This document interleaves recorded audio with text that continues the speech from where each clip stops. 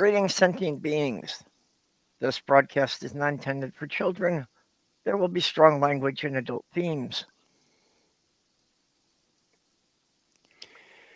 Well, the only children around here are the trolls, so. Yep, so today is Benjamin Franklin's birthday. Yep. And if you're here to troll, keep in mind I'm in a bad mood today. Does that mean we each get $100? Oh, I wish. Now, Ben Franklin is definitely my favorite of the founding fathers. Not only because of all the things he did for the revolution, but he was also probably the most colorful character of the group. If you learn a bit about his actual history instead of just about the stuff they put in the textbooks, he's a lot of fun. Yeah, he was like party guy. Yep. Well, part of how he got the support of the French for us was by seducing the wives of several of the French nobles and getting them to talk their husbands into it. Well, that's the way it should be. Yeah, dude was pretty prolific. He apparently had 17 kids. Yep. Although he was also amazingly progressive for his day, because one of the things he said was that given equal access to education, women could be as intelligent as men. Oh, I didn't know he actually said that. That's very cool. And to prove his theory, he was teaching some of the women in France to play chess, to the point that a couple of them actually got good enough to beat their husbands. Ember. Oh, hey, Ember. Ben Franklin was also had a very sad episode in his life that lasted a number of years, and it had to do with political loyalty versus familial loyalty, relating to the birth of our nation. Ben Franklin, as we know, had a very critical role in working with the British to try to get them to get their hands off the colonies and let them be and all this kind of stuff. Without promoting the idea of a revolution. And it came down to a point where Americans were choosing, I'm loyal, or I'm an American, or I'm a Tory. And Ben Franklin made a lot of trips back and forth, hoping to find a peaceful solution to the problem. Yeah. And his son, unfortunately, decided to be a Tory. And he actually had to eventually disown his son. As much as it seemed he apparently loved his son based on the behavior when he was a kid and stuff. And it's just sad that happened. It's like a flat earther cutting their own throat is what the kid basically did. And interestingly enough, even though he did a lot in science, he found public service to be more important in his eyes. No, Ember, he went right for the queen. She was hot.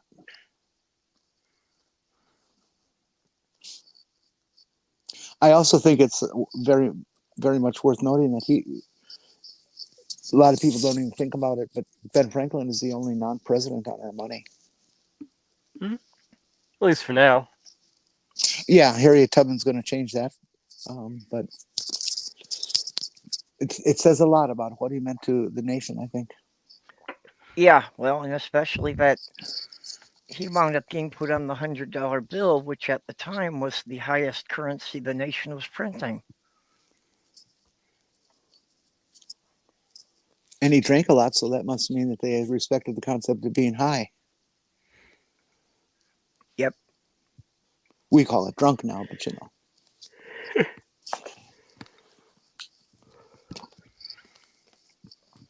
Hey, Robin. Well, they didn't exactly have the whole drug war or bullshit back then, so. Yes, they did. It was over rum and tea. Tea is not a drug. It certainly is. It's loaded with caffeine. That's a drug. Yeah, it doesn't have that much caffeine. It has caffeine. That's all it needs is to have some. Sorry, it's a drug. Okay. So you take drugs. That's what that means. Well, of course I take drugs. I can't even count how many prescriptions I've got in this drawer now. Mm-hmm. See? I love my drugs. Not really, but I got to take them. Yeah, I love some of them, but not all of them.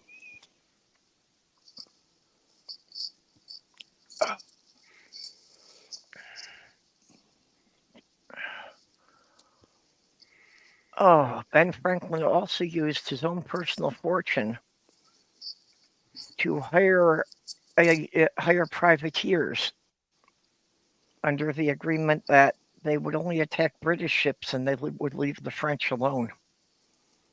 Oh. Well, that was rather nice of him. Again, it was one more piece of how he helped us win the war. That it was helping keep the British from getting resupplied.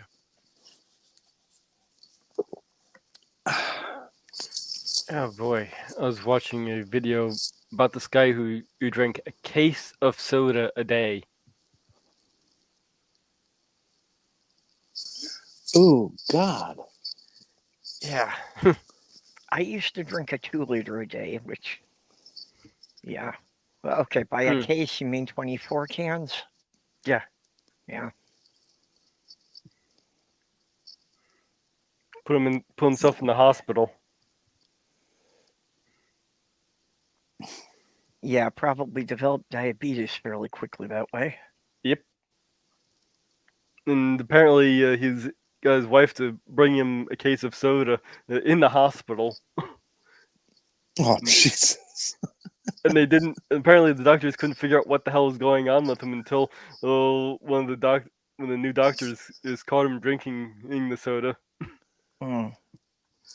Well, that's not all that bad. I mean, when I was back in the 70s, when I was in the hospital for a month after getting beaten up by a patient,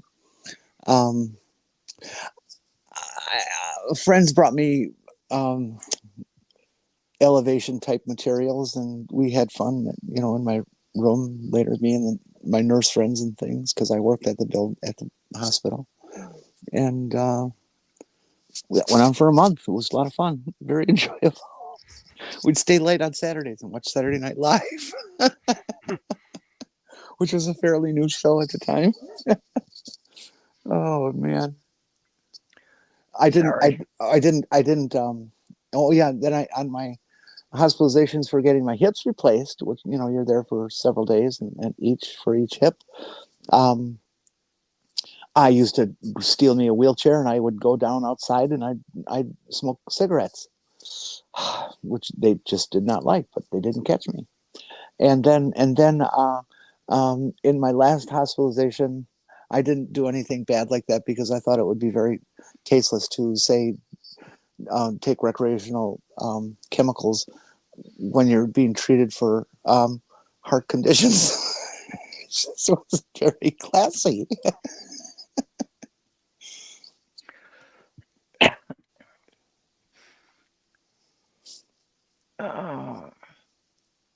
Well, I have some good news. One's just a little trippy thing for me. Come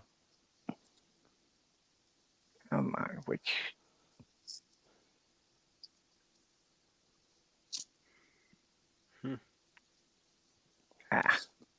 Sorry, I'm having trouble finding the right buttons here. There we go. Button. Where's the button? I bought some of the Lego minifigure blind packs. Oh. What are those? Basically, each one just has one minifig in it. They're custom minifigs that don't come in any set. Whoop. But there. Yep. Oh, yeah, that one. I found I this see. guy. Are you going to have it painted purple? Yeah, actually, I kind of want that one. Yeah, actually, I've got to find another one so I can paint one of them purple. And it's the same size as all the other typical.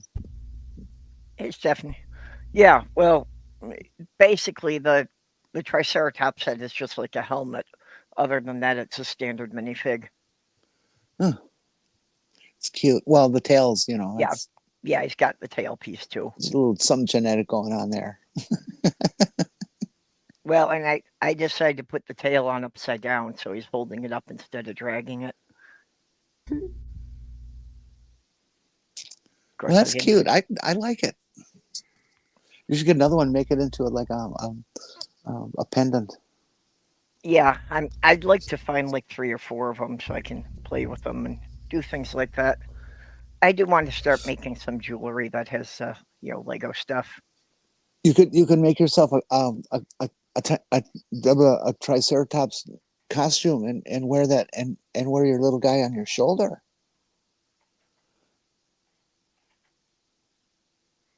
I wonder if you can get some of these minifigs. That's what I should do. I'll get 2 of them and I'll paint one of them red and one of them white. So I've got like the little angel and the little devil on my shoulders, right? Ooh. Hey, Steph. Hey, how are you? All right. How's it going for you? Pretty good. Pretty good. Good. I almost said morning. Good afternoon, Steph. How are you? It is afternoon for me. It's morning for someone. We haven't had the great deep freeze yet that all you guys have been experiencing. Yeah, Really? we've been That's in the not middle fair. of it. But for us, this is normal for January, so. Well, they say around here by next Monday it's going to be damn near 40 degrees and for an extended period. Wow. Well, Okay, the weather forecast I was looking at said it would at least be up in the mid-30s, so we'd at least be getting above freezing. If you could see underneath my name tag, you'd see that it's 28 degrees at Cape Elizabeth. Ah. Right now. So, it hasn't gotten, it's been like in the teens overnight and in the 20s or low 30s during the day here for most of the time when everybody's pipes were freezing. And Yeah, I've had my electric oven set to warm with the door open for the last couple of days. Yeah. Need a little auxiliary heat. Dr. Bundy's pipes froze. Let's see. However, there's several people I know their pipes froze, which is kind of disturbing. I've had that. It used to happen to me all the time. Robin Webster, why have you been hauling milk for 3 days in this crap? And wouldn't that get the milk dirty?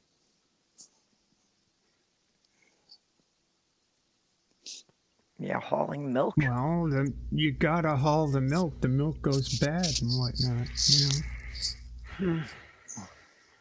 Yeah, well, I mean, what, do you have your own cows or? Yeah, well, that's what I'm wondering. What is the purpose behind this? A person who's delivering milk, a person who's making the milk? Oh, okay. Yeah, she collects the milk from the farms and brings it to the processing plant. Oh, okay.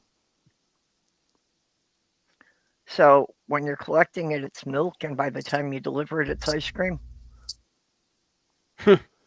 Ooh, I hadn't thought of that.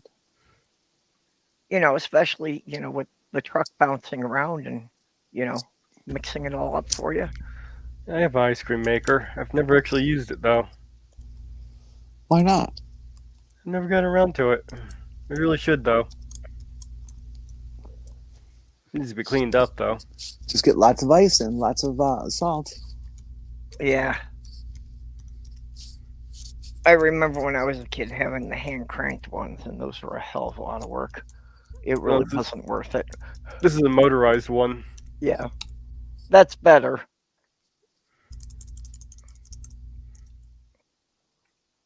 Oh. So, and some more significant good news is, it had doctor's appointments with Sloth Girl yesterday.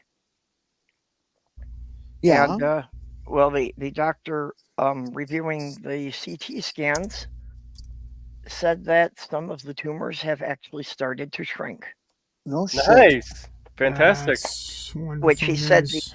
the drug he put her on, that a lot of doctors won't even bother with it because, they consider it to be, that it's usually does little to nothing. So the fact that she's showing significant shrinkage with it, puts her in a minority of people responding to the drug. But Fantastic. yeah, it's very good news for her. You know what that means, don't you? I hope you're listening, Sloth Girl. It means that the drug primes her for the cancer then to run away in fear when they hear her puns. Ah, The power yes, of the pun. that could well be it because she's always telling her jokes to the staff there at the clinic. So Boy, we have a new neighbor who has an alarm on their car. Why a person has an alarm on a car in a town of 900 where you can leave your keys in the car for a month at a time and it doesn't get stolen? Yeah. And it keeps going off in the middle of the night and shit. And it's going right now. And I want to go and blow it up. yeah, we've got somebody here who's got one too, and yeah, it goes off at all hours of the night. And yeah, that's I hear that, and it just wants me want to go and smash their window because if it's already going off, it's not going to make any more noise while I'm doing it. True.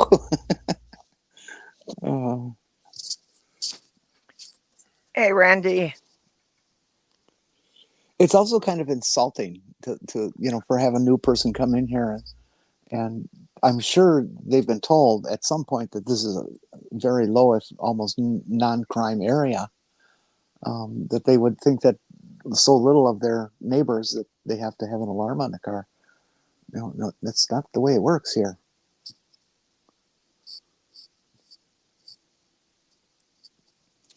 Uh-oh. Perp has to check her Twitter DMs. Really?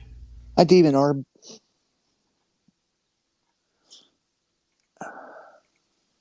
Did you frighten any Christians lately? Any Christmas? Christians? No. Oh, no. Christians. Demon has Demon scared any Christians lately? The devil's in my head. Yeah, they're okay. I guess. I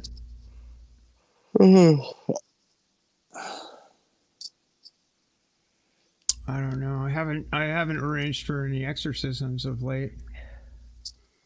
Mm.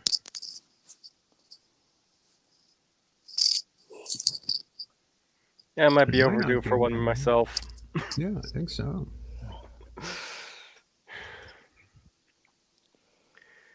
Well, at least I got to have a good dinner this week. What'd you have? Oh, I got the Hormel pre-seasoned pork roasts. I got the garlic seasoned one. So I cooked that up, and my aunt gave me a bag of potatoes. So I did a baked potato along with it, some mushroom and beans to go along with that. So it was a nice meal. That does sound tasty. Yeah. I'll take it. And the potato, what you do is you wash it, you stab it with a fork a bunch of times, then you slightly coat it with some olive oil. That's the fun part. Some celery salt and some garlic powder, and then you cook it for about 40 minutes. At what temperature? I do a 420, about roughly around that time. Well, of course, 420 is always the right number. 420 works almost every single time. I know it helps me every time I get baked. But it turns out really good. You get a nice, really tasty skin if you like the potato skins. I wonder if that came from a pig up around this neck of the woods where the Hormel plant is. Probably. No, they have plants all over the country. I'm just Yeah, they do. playing around. You wouldn't want your spam to not be fresh. Really, you would not want your spam to not be fresh. Well, the way they pack. No, you really wouldn't. I don't Wait. think fresh spam just Well- doesn't have a good ring to it. The way they package these things and haul them around, they could be from anywhere. So Canada. Oh no, I'm eating a Canadian pig. Oh, look, Ember's Maybe all we should chat. do another potato stream. That was one of our most successful ones. We had stayed on topic Potatoes? for like 45 minutes on that one. yeah. Well, I mean, one of us is from Maine. Now we need someone from Idaho, and we could have a potato war. Yeah. And I've been topping it with some sour cream, chives, and a little bit of dill.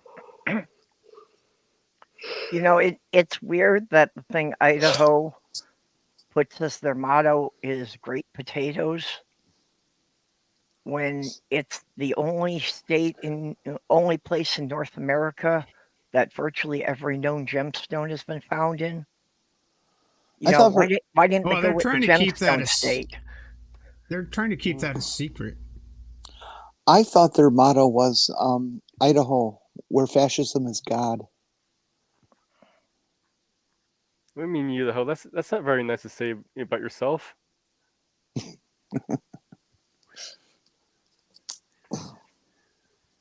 Besides, they'd have to fight with that one with too many of the southern states. I'm sure Alabama would consider that a competition.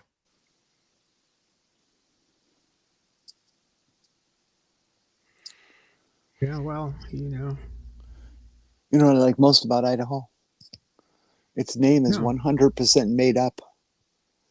Somebody Is it just really? Yes, it is. It just- When it came to state name and time, they did not know what they were going to name it. They wanted to use a Native American word. Others wanted to have an English word of some sort. And they settled down on Idaho because it was a Native American sounding word. And yet it was not an American word. It was And it's made close- up. Well, I know. Yeah, and I it's- know. And it's close to I don't know. I know.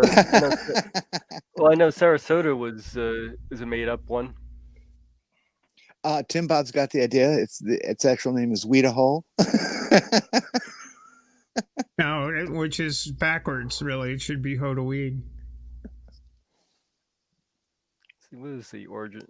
The name's origin remains a mystery. Okay. So they wanted a Native American sounding word, but they had already driven all the Native Americans out, so they couldn't ask any of them. Is that what I happened? don't. The name was suggested by George M. Willing, a politician posing as an unrecognized delegate from the unofficial Jefferson territory. And if we're lucky to have any state officials from Idaho listening into the program, I'd just like to mention them. All of this, we genuinely feel you have a horrible state and are horrible people administering it. You're just a bad, nasty, sick, fascist people. We don't like you at all. The citizens might be just fine. Well, the ones that are fascists.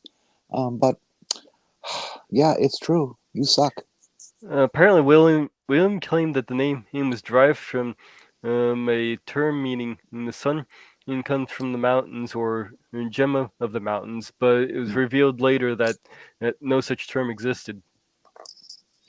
So, Ding, Yeah, ding, ding, ding. also, See, I knowing wasn't Native lying. American languages, it would have to be a much longer word for that.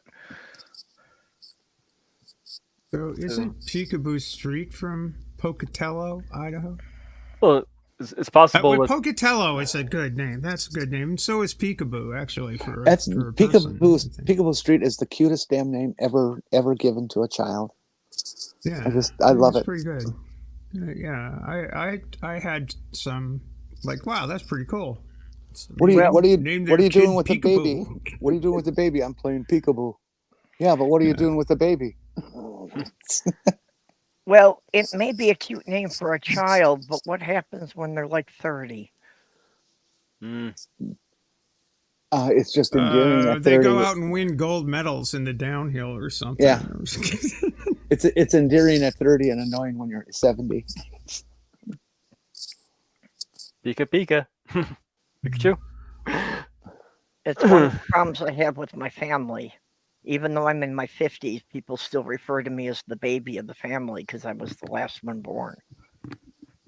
Yeah, I had to Well, give up calling my younger brother, my little brother. It was sometime around when he hit 50. It just didn't sound right. Oh, given I'm reading here on... If it's any consolation to you, Purple, I'm the last one standing, so... Given I was reading here on the whole Idaho thing, my guess is this willing guy, they probably thought Idaho was the actual term and was just completely mistaken. It may have been some of his friends trolling him to see if he'd believe it. Or you just heard it somewhere, thought it was a real thing, and... Yep. It's a nice word, fake or not. It has a nice ring to it, and it just feels good coming out of your mouth. Yeah. I wonder if she had a brother by the name of Shakedown. Shakedown? Shakedown Street, yeah. Oh, jeez. No, but her mother was easy. I'm sorry. No, I'm not. No worries. There was a Minnesota town that had one that they had named Easy Street that they eventually wound up changing the name because everybody kept stealing the signs.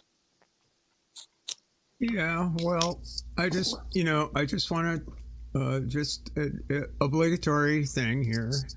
I'll share my screen here just briefly, and I want you to pay attention to where the extended forecast is for. Yeah, let's see. Present, share screen, 7-day forecast. There it is. So as you can see, I am in S11e. Wait a minute. Where am I looking? Oh, extended forecast for S11e. Okay, well. So there you go. You know what to do. Yeah, Sure do. If that's your kink, as long as it's just consenting adults, go ahead. I mean, someone's got to do it. There's got to be somebody who can give lessons to the next generation. I mean, but who the fuck would name I'm still a region of a main town, Sodom. I'm still disappointed in Australia renaming fucking. Fugging. So, Steph, is there a neighboring town named Gomorrah? If so, I would be worried about a meteor strike. Well, no, but the Offshore Racing Association in this area is called the Gulf of Maine Ocean Racing Association, GMORA, regularly referred to as Gomorrah. Oh, no kidding. I don't know. Gomorrah was a pretty cool character in Guardians of the Galaxy. So Sodom is based in Gomorrah? Or Gomorrah is based in Sodom? One or the other. Gomorrah based in Sodom. Are you being honest? Is this real? Yes. I'm not kidding. That's a riot. Just, it's... Actually, what do you do up here, dear? We try to humor the rest of the country. That's all it is. Jesus Christ. We try to do our best. We even have the main potato song. What's the main potato song? Hey, hey, getting dark and I want to go home. Hey, I say, hey, getting dark and I want to go home. Kind of goes like that. So is Johnny River a favorite son, or?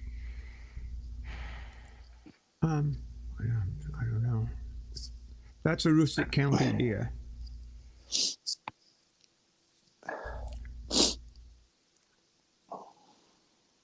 I'm sure there's some joke there about bananas growing underground, but I can't quite put it together. Yeah.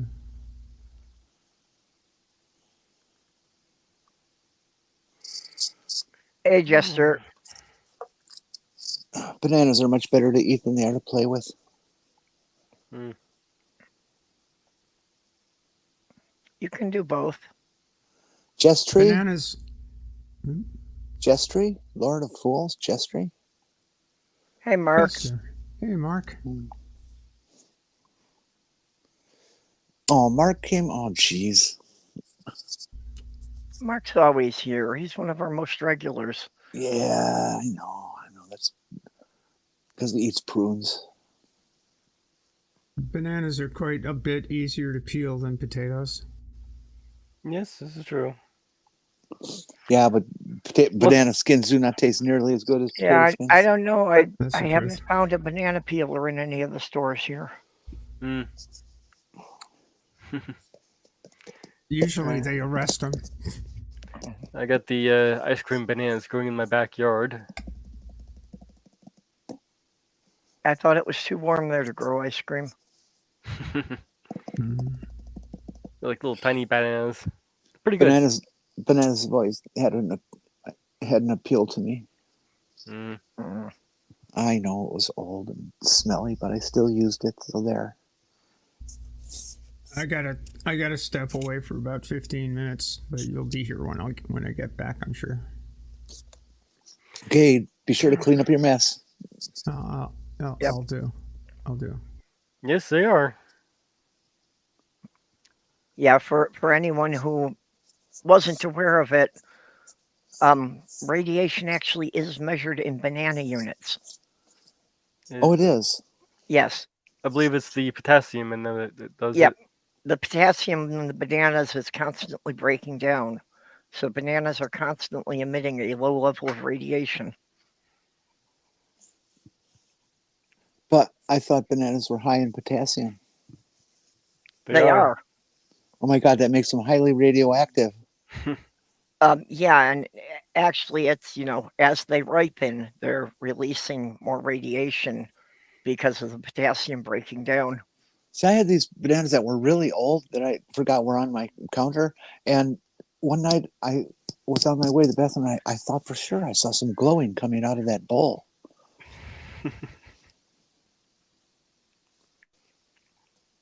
Yeah, but scientists will actually refer to things, as being like how many thousand banana units they're emitting.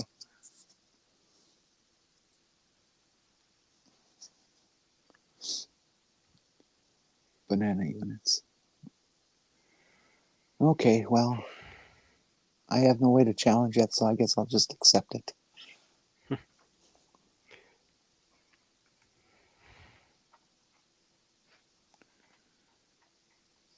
All right. Banana equivalent dose. That's what they have on Wikipedia. I just have a hard time believing this. I'm sorry. Well, you'll have to Google it after the show so you'll know that we're not pulling your leg on this one. I know. There's a lot of stuff that I always need to premise with, I swear I'm not making this up. You guys are just lucky I never lie to you. You never lie to me? Now No, I feel I neglected. never tell stories or nothing. Let's see, we got a Reddit forum. Standard banana unit. It's the only measuring unit that matters.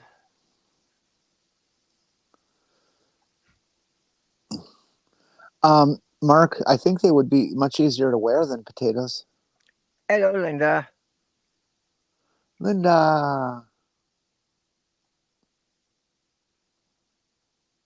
Well, it would be awkward in the sex ed class trying to put a condom over a potato. Depends on whether it's not a baking potato or a fingerling.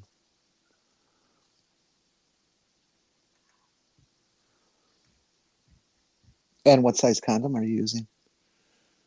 Well, condoms only come in 3 sizes: small, regular, and liar. No. Small, regular, and liar, but you forgot Trump size. That you have to name that before small. Did you see the picture that I found on the net? It was a little bag of tiny little condoms called Trump condoms. No, I guess I missed that one. You can take a regular condom and put it around your arm. I don't think you really need a large.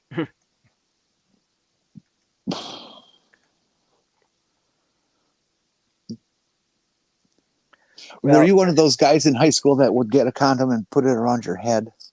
No. Okay. If you're going to do things like that, though, just remember to use a red potato. Red potatoes you can reason with. Russets is just mean. I love Reds. They're so nummy. I always thought that the Redskins should not have changed their name. That they should have just changed their logo from the Native American profile to a little batch of a few red potatoes. That would have been good. Yeah, Linda, we were discussing that bananas, when the potassium breaks down, they emit radiation. So that scientists actually refer to amounts of radiation in banana units.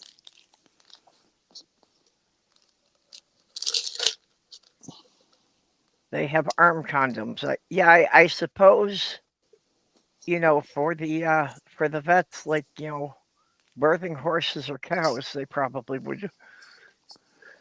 Though, I gotta say, in high school, finding used condoms laying on the ground every so often made me wonder what I was missing out in.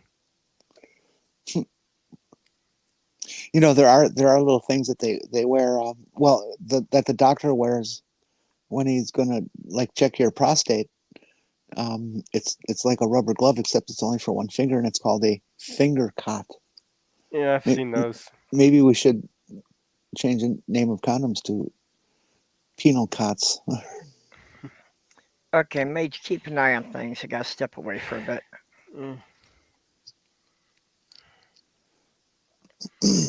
So, kind of in the mood for playing a role-playing game. I'm not sure which one I want to play, though. You could just do standard drag queen dress up. One kind of role-play. Oh. It's just trying to be helpful. I'm sorry. But I still find it funny. My mom was friends with a drag queen, and then she was over his place. He's talking about all of her problems with the asshole boyfriend that she was with, and the guy was half dressed up in his drag queen outfit, and he kind of turns to her like, "Oh, he should just be a man." How do you know your mother wasn't actually a drag queen? Did you ever see her naked? Oh no, she wasn't a drag queen. And yes, I have seen her naked. Oh well, okay, that's pretty definitive.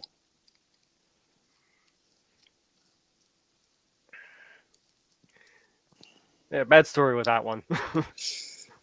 See, now that's one thing I never understood, why they called it a digital prostate exam when computers hadn't even been invented yet.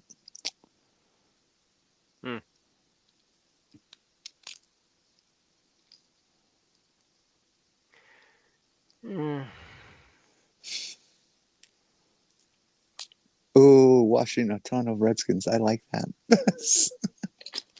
Very silly.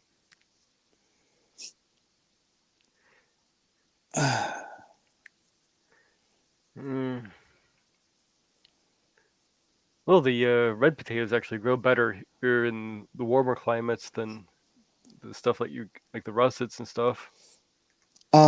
Tim Bob, once many years ago before transition, I had to get one of those highly yucky exams, and when the doctor did it, I just said to her, deeper. She kind of broke down laughing a little bit. It's one of those fun moments in life. Yeah, I was getting when I went to the doctor to get the blood test to find out what the hell type of arthritis I had, they I hated that place. They fucking screwed up. Firstly, they gave me the wrong doctor. Sitting there in the exam room, and the doctor came in, started doing the examination, and then the actual doctor I was supposed to see comes in. So, but since the other guy was already halfway through the examination anyway, they just let him continue and went get the blood work. Or came back to get the results for the blood work, and they didn't do the frickin' test for the arthritis. They had a bunch of other tests, so I had to get more blood work done. And when I was getting the second blood work done, the guy was taking the blood, and the second vial wouldn't fill up. It was only fill up halfway, and see, I told you, it took too much last time. And the guy cracked up and that. So My brother once got the wrong doctor. Back in high school when he had to go for those physical exams for being a jock. He explained to me that he knew it was a wrong doctor right away because they said, lay down here and put your feet in the stirrups. Well, I didn't know it was the wrong doctor because I had never seen the guy before, and they kept shifting with the thing on the Medicaid and all that they keep shifting who the primary doctor is I go to. So from one doctor to the next, it's always the first time I'm seeing them. It's a real pain in the ass. There's a U.S. medical system for you. Well, he's supposed to use his finger, not his thumb. Oh.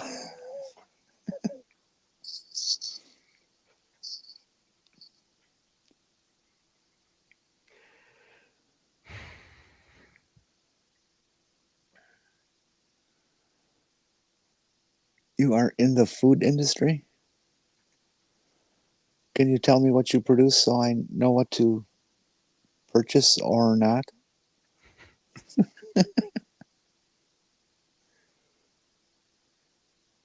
Well, it's the Soylent Green and all that. Oh, Tim Bob, it doesn't matter what's out in that patch. It all breaks down into microplastics, and you're eating those as we speak right now. They're in every cup of water you drink. These little nanometer-sized particles of plastic. Yeah, we're even finding microplastic in rain now. Mm-hmm. Yeah, it's everywhere. We've done a fine job on our planet. It's a Republican dream.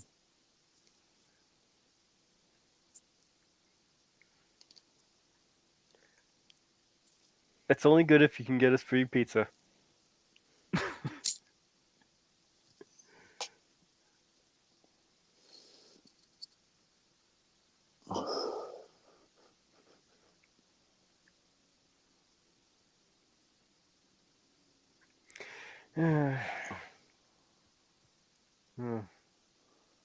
Yeah, maybe I'll replay Overlord again, or maybe one of the Final Fantasy games.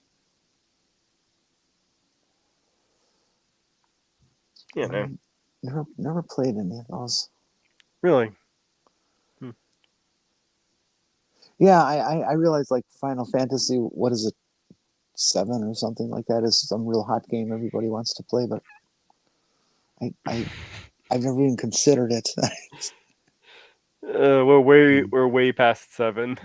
Oh, okay. 7 was probably considered one of the best ones, though.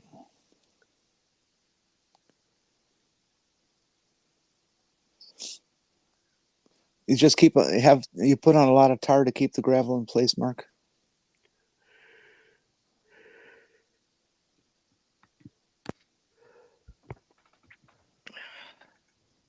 I've never played any of the Final Fantasies either, but I did see the movie they made.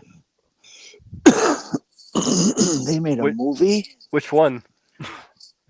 What was it? Something like The Spirit Within or something? No, that was completely off base from what Final Fantasy is. Oh. So that didn't actually even go by the game lore, huh? No, it didn't. Okay. All I know about Final Fantasy is there's a lot of adolescent and young adult boys who are all excited about some female character, and that the main male character was cross-dressed at one point or something bizarre. Mm. I don't know if it's true. I don't play the game. I just heard that these things go on. Well, yeah, there's a lot of the women in video games, wind up being teenage fantasies.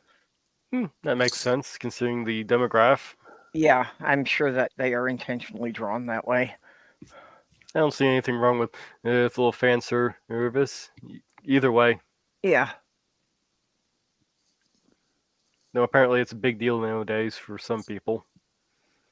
Well, I can't put them down. I mean, I was pretty interested in Bugs Bunny at one point.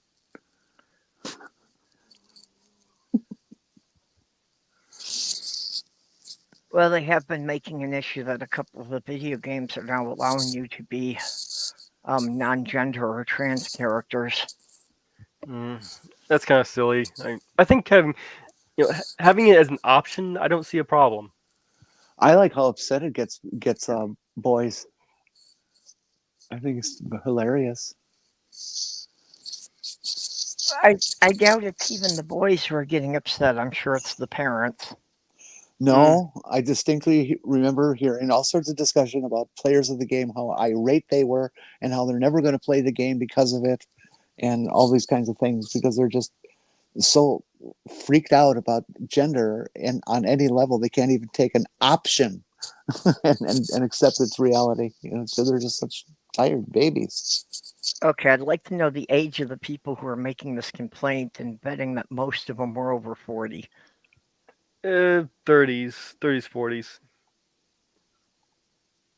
Yeah, I don't think that, the teens and 20s really have much of an issue with it.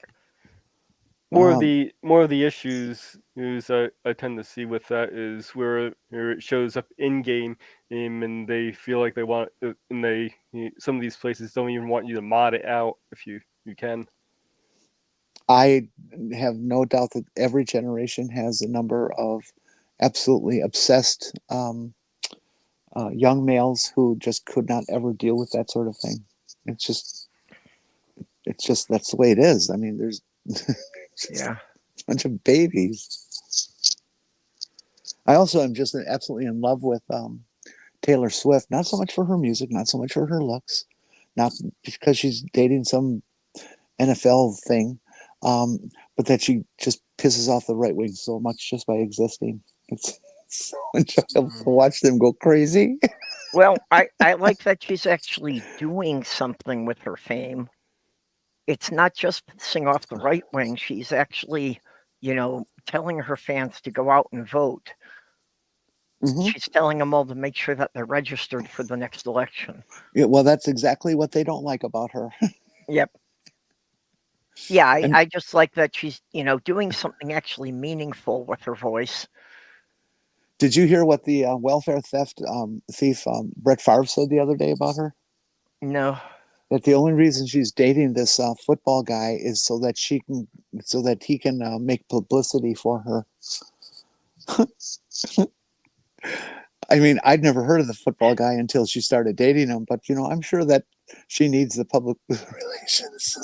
Yeah. Which one of them has been on more magazine covers than last year? I'm pretty sure it's her. Yeah.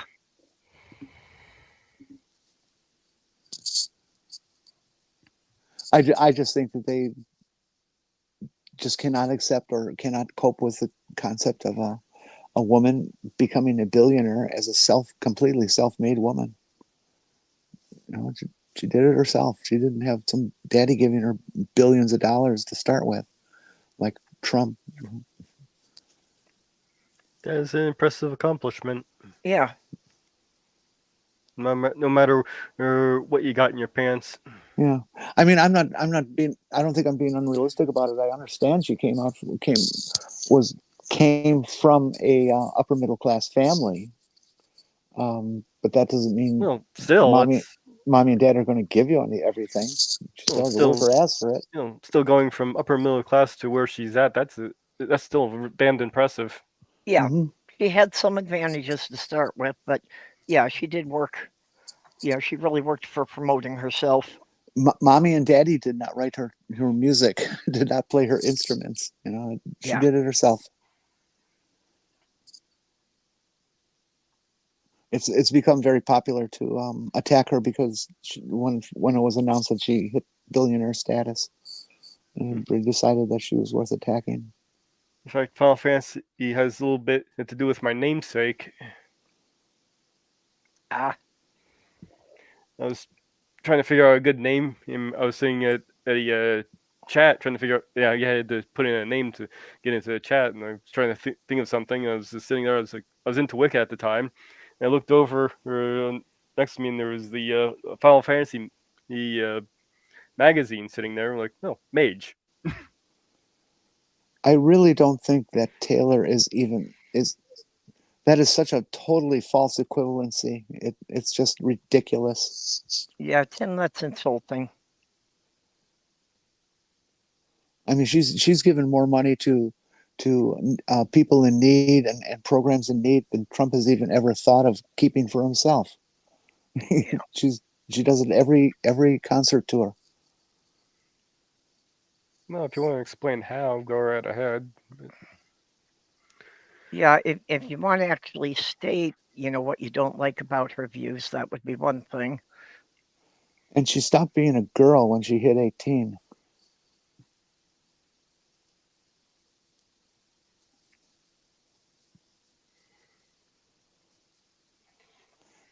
Keep pushing it, Tim.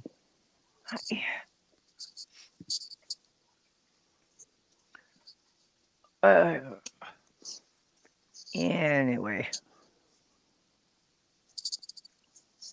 let's see, Taylor Swift, age 34. Yeah, I'd say she's well past girl stage. Yeah. Tim, if you want to give some examples, that would be fine. If you're just going to hurl insults, you're going to get timed out.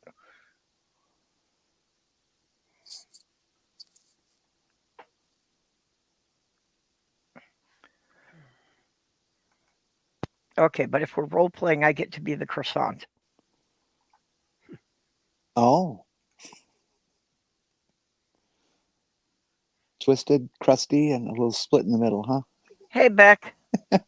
I left you a link on Twitter if you want to jump in. Yeah, Beck, you can come join us. There's 4 of us up here. We can always use a 5th. Oh, is Porpoise in the chat? I had missed that. No. It's just you, me, Mage, and Okay. Stephanie. Yeah, speaking Oh, about you said 4 of us. I thought you said Porpoise. there's Okay. Oh, I'm sorry. There's a porpoise. Yeah, a porpoise. Oh, okay. Porpoise is here. Yeah. Well, Porpoise knows where to find the link to in the usual group. Beck had a wonderfully successful show on Sunday after a 2-week hiatus. Oh, this mention of rolls reminds me I've got some bagels in the fridge. I've forgotten about. Oh, so do I. I forgot about that too. I got some bagels and I got some of the strawberry spread for them.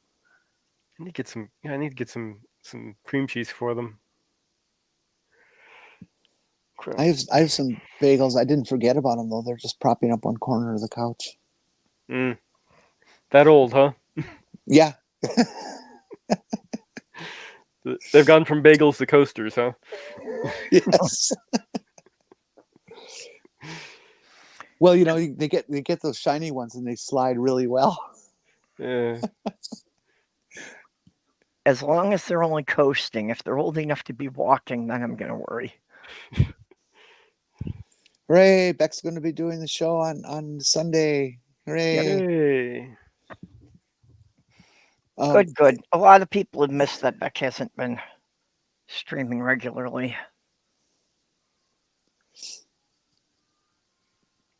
Oh,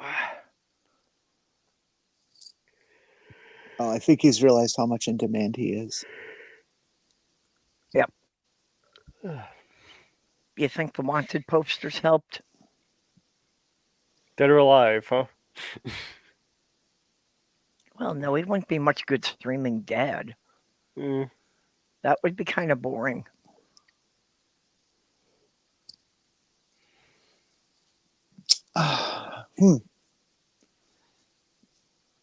Yeah, I guess I was saying that I only had 2 strong limits. I guess necrophilia would be a third. I guess they do still have to be alive, or I'm not going to be interested. Yeah.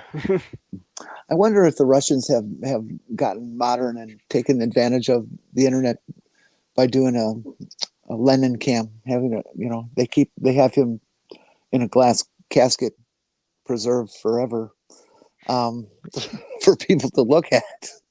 They put a internet cam on that, let the whole world look at him.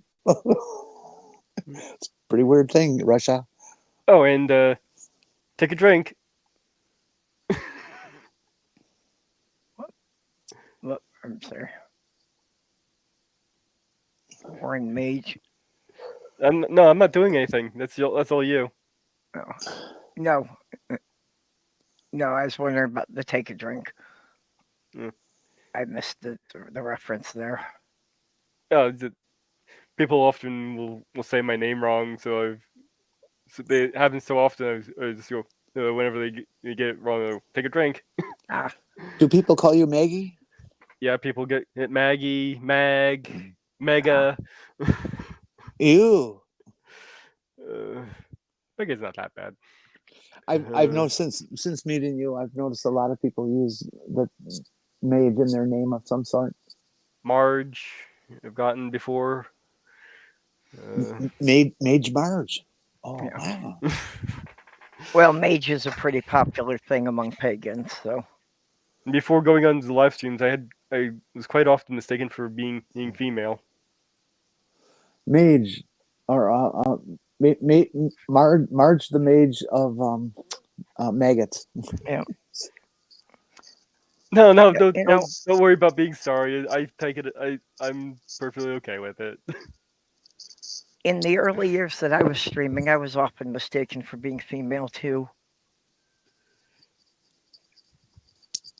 It's still one of the most affirming things when I came out was that one of my friends was telling another guy that I was transitioning, and his response was, "Which way?" I'd been streaming with him at least once a month for 2 years, and he never figured out what gender I was to begin with. Well, one of the weird. Go ahead. Consider like a compliment, I guess. Oh yeah, like I say, it was very affirming for me.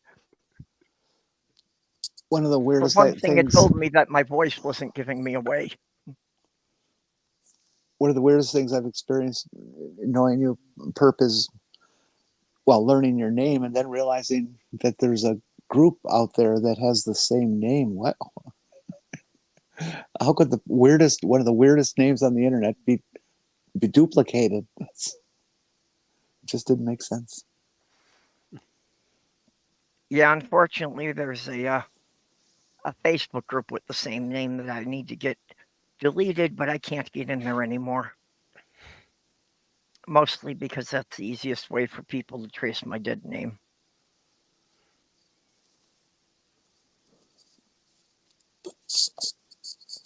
Oh my God, public television's on. And there's some woman getting nailed in bed. So this is some like kind of castles show with castles and stuff. She does not look happy. That sounds like Game of Thrones. No, this is public television. Oh God, he's ugly too, and all over her. No wonder she looks disgusted. There's a whole genre of porn like that. Could you imagine any of you? And this isn't just for women, but men too. Could you imagine being mounted by Donald Trump? Just imagine what that would be like. Oh God, Vomit City. Yeah, I can't imagine the mindset of any of his wives. I mean, yeah, I know it's all about the money, but I don't think you could pay me enough money to spend a night with him. Oh, this is Secret of the Six Wives with Lucy Worsley. that English woman, and it's all about Henry VIII's wives. So that must have been Henry who was bouncing on her. Hmm, hmm. That'll explain it. Yeah. In which case, it was also a case of, yeah, you let him have sex with you or he'll have you beheaded. Mm-hmm.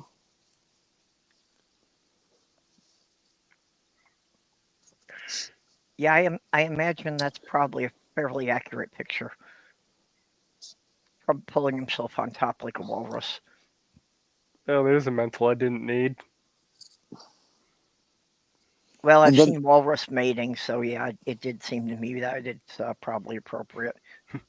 And then the really disgusting moment that you know is going to happen, he's going to try and kiss you. Ugh, God.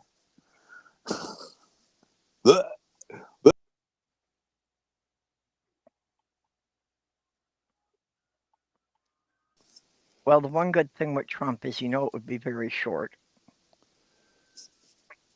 Well, I saw those bag of condoms. Yeah, I'm seriously wondering, you know, if they did DNA testing on his kids, I'm seriously wondering how many of them actually are his.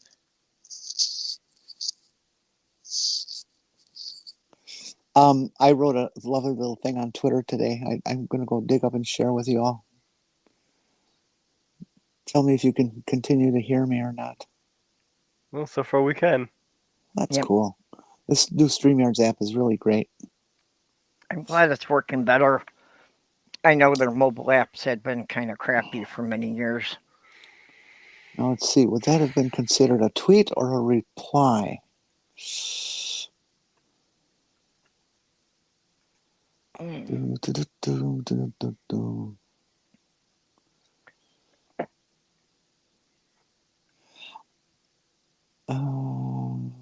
I'm going to try reply.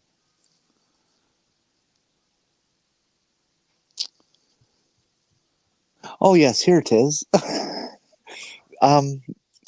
It's one of my favorite people I follow, Antifa Pudding Pop.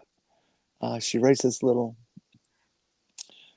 tweet, and it says, "Hey peeps, are any of you a dermatologist? Burns? Question mark. Syphilis? Question mark. Herpes? Question mark. Blisters? Question mark. Ew." And it's a picture of Trump waving his hand, his right hand, and there's an obvious wound of some sort on the tip of his, the whole first digit of his index phalange. And then there's another almost blister-like, burn-like mark on his palm just below the index finger, and then there's another one on his thumb. And well, she's asking what it is, so I had to answer, and I said, rapid movement, comma, up and down with an object, comma, thin in diameter, short necessitating extended speed and duration of the episode, causing rope burn-like injuries.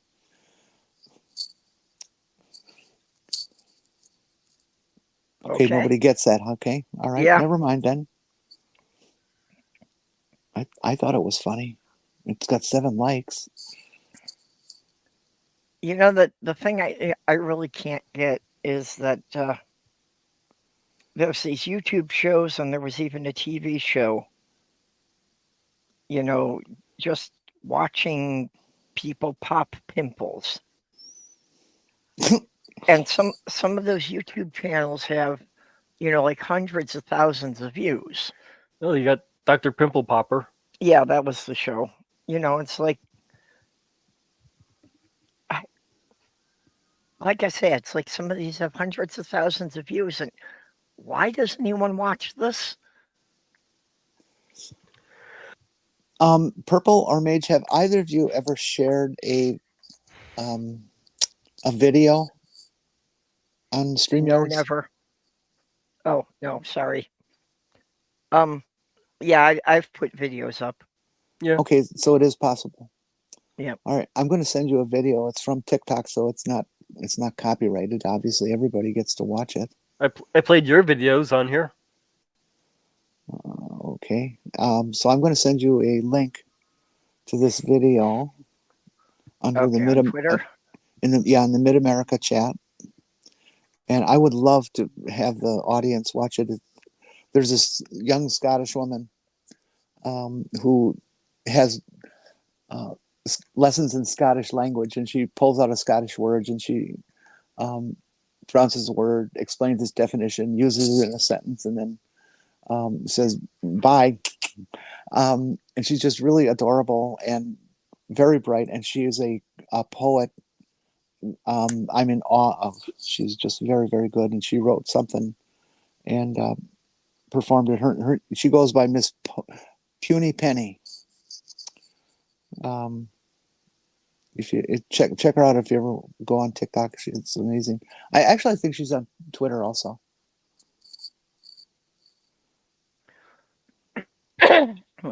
Okay, let me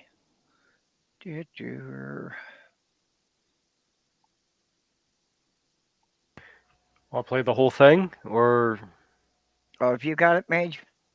take a look at the screen. Okay. I was trying to bring it up, but you got it. Not all men. We know that it's not all, but God, it's too much to be always afraid of the next creepy touch, to be careful to not tell your trauma too loudly, lest you waken the good men just sitting there proudly. But then suddenly here come the angels of fact, lives and innocence lost, but his rep stays intact, and they tell us we're crazy, hysterical girls, but we Google how nails affect how a fist curls. You must qualify nouns when you talk about men, their pride might be bruised, and my darling, what then? And here come the experts that explain linguistics, and we fail to take solace in morbid statistics, because it might be, or will be, or already was, and we know who is doing it, we know the cause, and we tell them our hopes and our worst mortal fears. We drown in a river of impotent tears, and instead of a hand to pull us above water, they say words to us that they'd hide from their daughter. They pour in more liquid that's meant to dissolve, so we can placate and stroke egos absolve, because yes, it's not you that would rape, bruise, or kill, but we told you who did, and yet somehow you still found a way you could center yourself in our strife. And she wasn't a daughter, a sister, a wife. She wasn't just someone for someone to own. She belonged to herself and had worth all alone. And as tears dry and blood drips and bruises begin, it's a game we don't enter and never can win. Thank fuck it's the truth that it's some and not all. And again, not all men comes a rallying call, and we waste yet more time to refute points unsaid. But that won't bring us back from the brink or the dead. Thank you.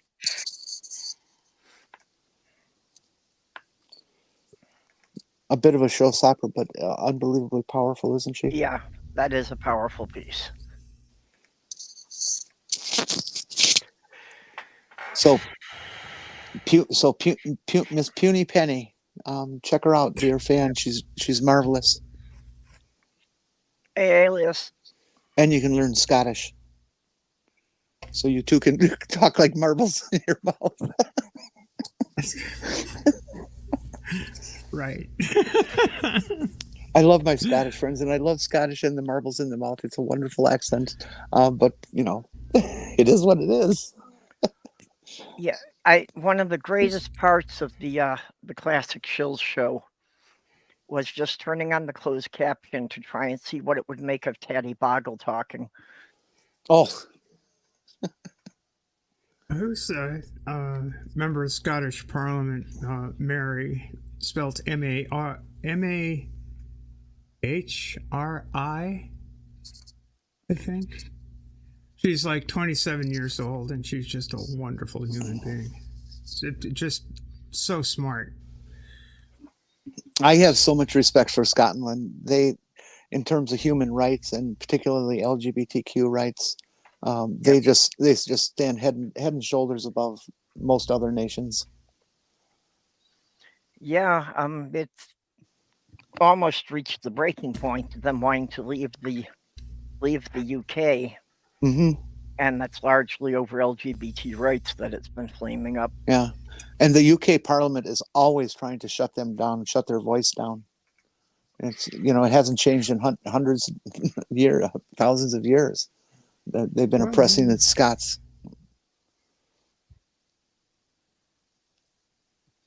Freedom! I don't want to be going down the Mel Gibson road. Yeah. Let's pretend that movie never happened. Especially talking about LGBTQ rights.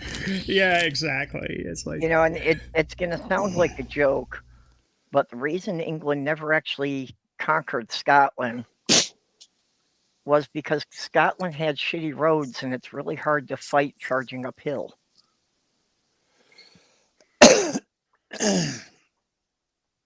Well, everybody had shitty roads in those days. Asphalt didn't come around for like another 100 years. So Well, roads in those days were more for people to walk on than drive on. So That was the problem. The roads were pretty much Hmm. goat paths, and they couldn't really haul wagons up there.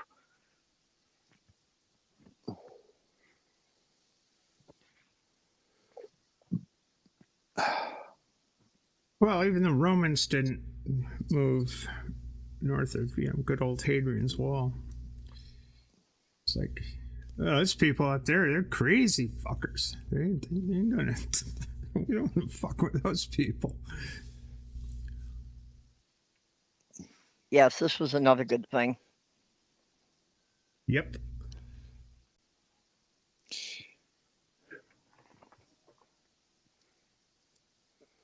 yeah, that Passion of the Christ starring that guy who was the new hate-filled fascist guy for this generation, James Caviezel.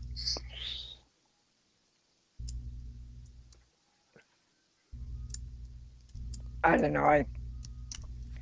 I heard all the stuff around the movie, but yeah, I had no interest at all in actually seeing it.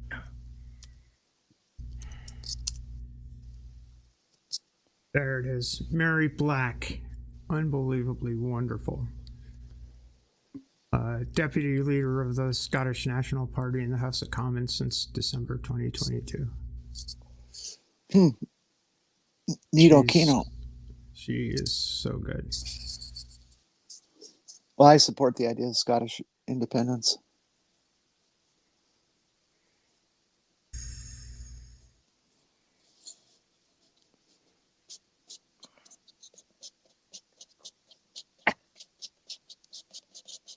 Yeah, well, the other part of it, of course, was they weren't really big on the idea of getting out of the EU. Scotland pretty much realized that financially that was going to be a bad idea for them. Yep. I would suspect if they do get their independence that they would go back with the Union as quickly as they could.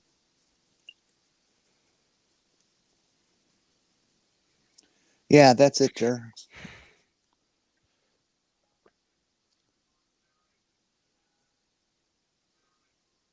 Caviezel?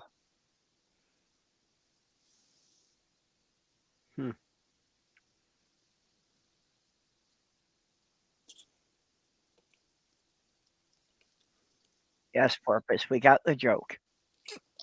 Jesus got nailed by the Romans. Oh, Porpoise. You know, too bad they didn't have double stick tape in those days. I'm sorry. No, I'm not.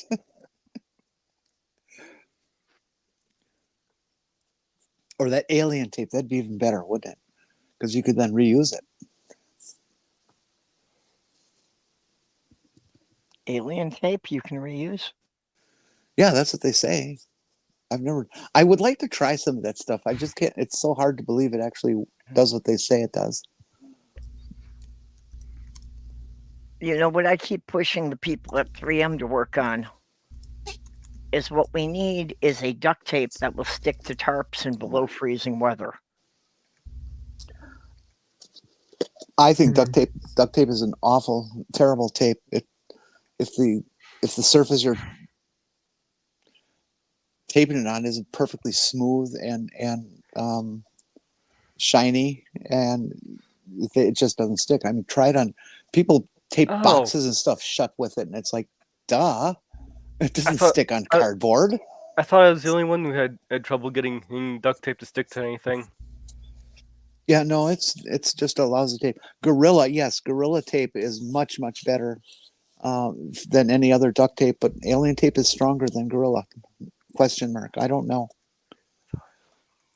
I heard that alien tape is and I don't know this. It's just I heard this kind of thing. That it's if you look at it at the microscopic level, it's made in such a way that it mimics the feet of a gecko. Ah, Interesting. and for the record, duct tape is with a K. You really should not use it on heating and air conditioning ducts. It's very bad for that because it decomposes so quickly. And then you get all the dust from it in your air system. Alien tape, nano double-sided tape. Do they have a single-sided type? They're all just double-sided. I don't know.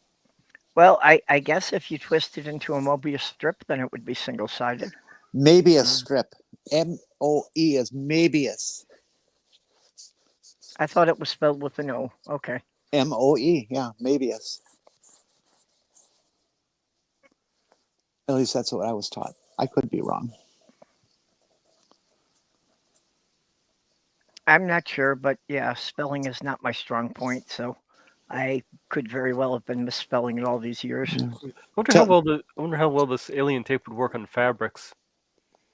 Telling the truth is not my strong suit, so it could be true. But you all know that already.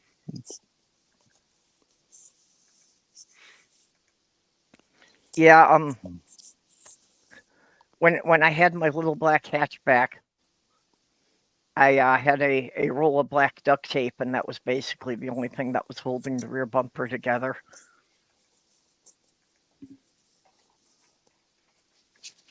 The plastic had cracked in so many places it was coming apart. But the nice thing was that it matched the color of the car so perfectly that from any distance you couldn't see it at all. One application of duct tape that is where it is the superior product to everything else we ever tried was when we had to tape the race car back together after an incident, and you only had a few minutes to do it in the pits. It really did a great job holding body panels together and stuff like that. I see it holding a lot of cars together. Well, I might have to try and get some of this alien tape because I gotta tape the sound scoop on my TV to the back of the TV, and the duct tape isn't really holding very well. Oh, I would imagine the TV gets too hot for the duct tape. Yeah, it doesn't take heat well. Yeah, that's probably the issue. Unfortunately, it comes with these sticky Velcro strips, and all the reviews are saying that those don't work either. So, The sticky gives up, huh? yeah. Okay, if you want it to be permanent, get yourself a tube of the E6000 glue and put that on the Velcro strips to hold them on.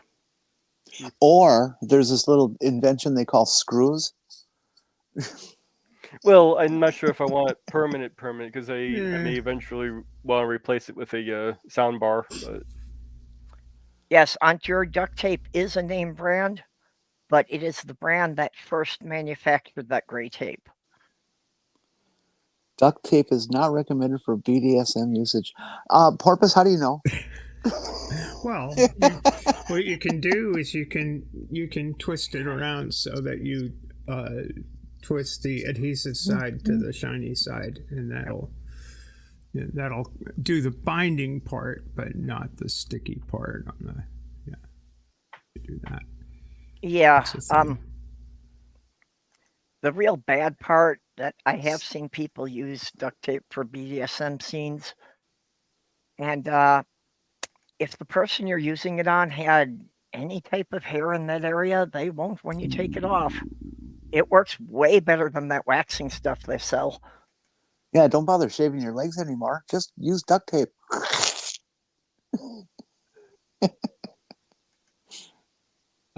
Yeah, Steph knows the right way to use it.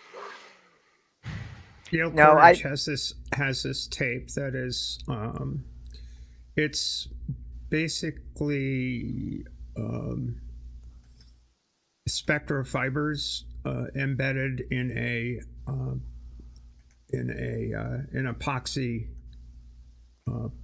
substrate, and you could take it and put it on something, heat it up, and the epoxy melts and becomes solid again. It's pretty cool stuff.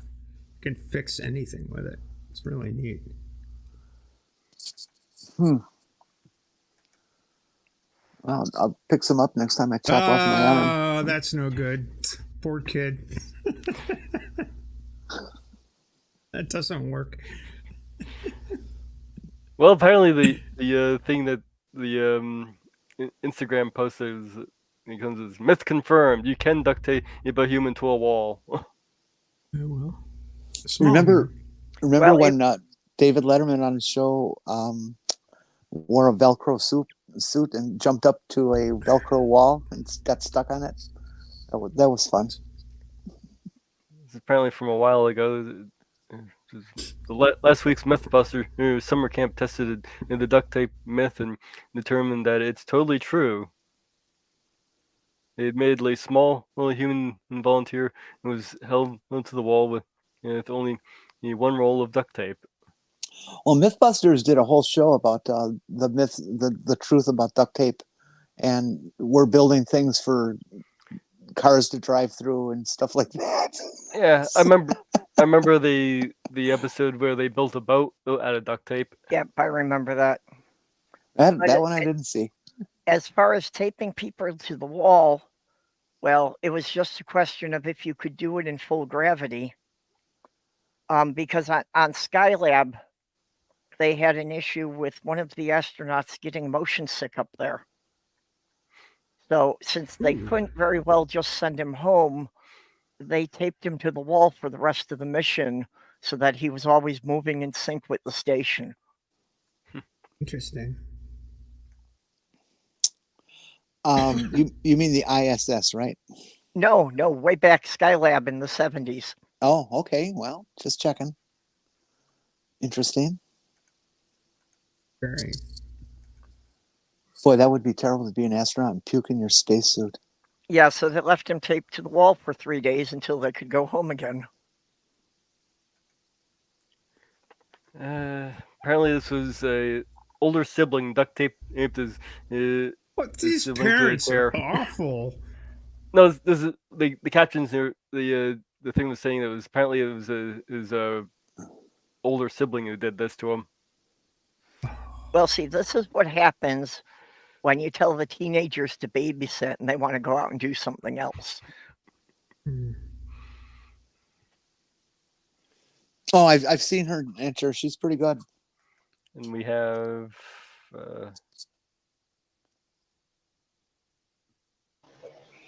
an Ember. We have an Ember.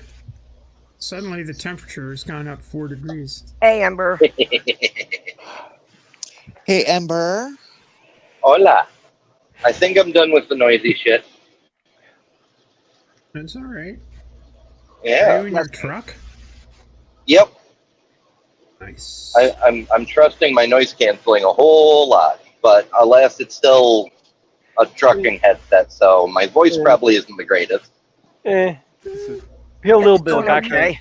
We hear a little bit of background noise, but it's not that bad. And sure, I was thinking of starting to do TikTok videos demonstrating to amateurs how to rebuild a transmission. Guess what I would call it?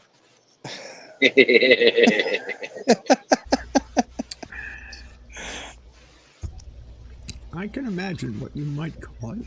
Well, Porpoise, it is true that the universal toolkit is a roll of duct tape and a can of WD-40. And a If hammer. it moves and it shouldn't, you use duct tape. If it doesn't move and it should, you use WD-40. Are any of you familiar with the Red Green Show?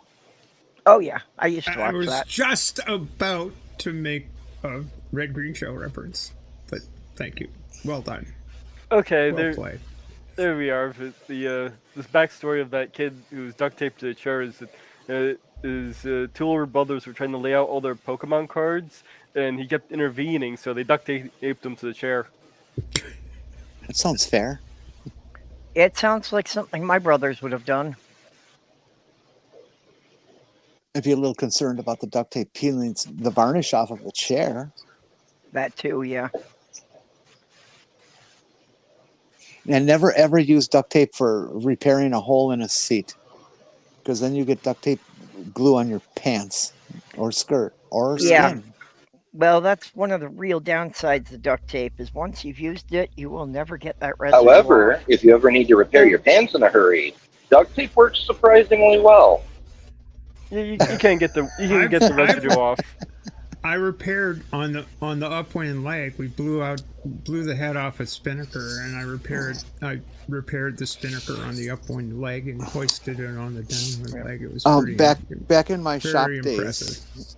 Back in my shop days, if you injured yourself but had to continue working, which was almost every time, you would bandage up however necessary with your standard Band-Aids and gauze and tape and that sort of thing, and then you would pack it in duct tape because it was virtually indestructible to working on a car from heat, from sharp objects and stuff like that, and you could keep working with a duct tape protected digit. Well, duct tape is not protecting you from heat; it'll melt. No, but for instant contact, just a momentary contact against an exhaust manifold or something like that. Yeah, But although actually, you're not going to pick it up with it. It's not the intent. As far as the adhesive on duct tape, WD-40 will take it off. However, it will also take off most paints and varnishes. I'll use WD-40 to remove the glue off of bottles once I remove the label. Yeah, you don't even need to use the WD-40. The same thing works with just using vegetable oil. That vegetable oil will get Lighter fluid will adhesive dissolve residue off. I'll give a vegetable oil a shot. I got a bunch of bottles I need to remove labels off of. So the product only made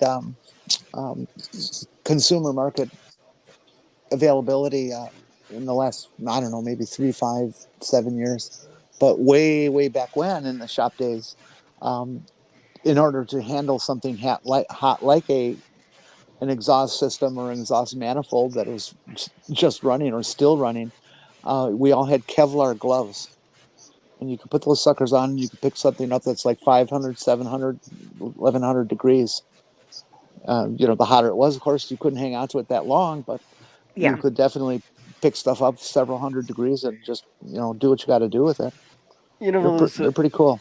Those things made for TV things. One of the things that actually really work pretty well are those UV gloves. Yeah, they're made out of Kevlar. Yep.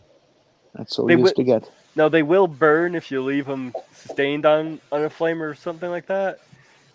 So they can catch those things can catch fire, but Kevlar will char. It doesn't actually ignite, but it will definitely char over time.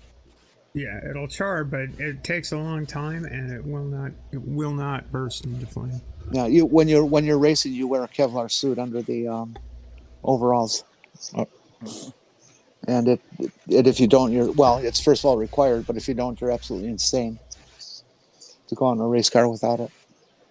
Don't you have to be a bit insane to be doing that kind of racing anyway? No. No, I mean, definitionally, it is insane because you do the same thing over and over and over. Yeah, that's right. Well, you're not supposed to hit the wall, though, Yeah, well, that's why I think it's insane. Some people do that over and over and over. Yeah, it's pretty much in every race, at least one car is going to have an accident. No, that's not true. I've been through many races where nobody has an accident. Well, they're not trying hard enough. Well, and the fans stop. Now, NASCAR, that's different, but that's not racing. That's going around a circle track. Yeah, I used to do the same thing with my Hot Wheels when I was little. Really? Did you leave marks on the wall? I had one of those assemble yourself circle tracks with a little gizmo that made the cars go slightly faster every time it passed. Mm-hmm. I wanted to get a whole bunch of them in a row and see how fast I could get the cars to go, but I only had the one. So I'd set up the track and put the cars on it, and then they just go around and around and around and around, and I'm like, okay, I guess we could do this 500 times and see what happens. Racing is absolutely one of the most dangerous things you can do in life. There's no denying that. But when you're out on a track and you're with people who are highly trained and highly experienced, and you all know what each other is expected to do by rules and understanding of the driving dynamics and physics and things, it's much safer than you would think it is. Yes, shit happens, but most of the time you run down door to door, 2-3 inches from each other, and you know that everybody's going to walk away just fine. Porpoise is trying to make us math. No, stop it, Porpoise. Stop Oh, it. there. No, stop. Everybody's supposed to math, but some of us are better at it than others. Yeah. Well, when I was a kid, we had the basic Hot Wheels track, but they didn't have any of the motorized things yet. So it was just all, gravity powered. But we had assembled quite a collection. So we clamped the top of the track to the window frame up at the head of the stairs and had it running down the entire flight of stairs and down the hallway. And basically the whole contest was, could you find a car that could actually make it all the way down the stairs without flying off the track? Oh, that sounds like fun. So did you succeed? Not very often. Hot Wheels were so much fun. So yeah, and that the double-decker London bus really did very poorly on that challenge. It being Franklin Day, which of Dr. Franklin's inventions or discoveries do you think is the most fun? That glass harmonica thing, or whatever they call it. Yeah, the glass harmonica. Yeah, the series of bowls filled with different levels of liquid stacked on top of each other. No. They lay on their side, and their tone is different just because they're different size and density, or thickness, I should say. Okay, I thought they stood upright. Were they on their side? Okay. No, yeah. that was the thing you used. The butt. Well, never mind. The butt thing is nobody's business. Yeah, I do think that was a cool instrument. Unfortunately, it tended to cause people to go insane because the glaze on the glass had lead in it. So people who were constantly licking their fingers and stroking the glass kept licking bits of lead. Also, the nerve damage from the vibrations. Yeah, bifocals are definitely way up there. Oh, super useful for sure. I also enjoy, heaters in homes. I know they had those before, but he modified the Potbelly wood stove so that I forget the name of the piping system, but he made the piping system work. I was just wondering if Franklin stoves were the first horizontal format stove or something like that. No, it was something he did with the chimney, that it got better draft so that the fires would actually burn hotter and you would have less smoke going into the living quarters. Sinister says Franklin stove was the first type of central heating. Okay, that makes sense. Well, they still make make Franklin stoves, No, the people used means of central heating long before that stove. Oh yeah, like what?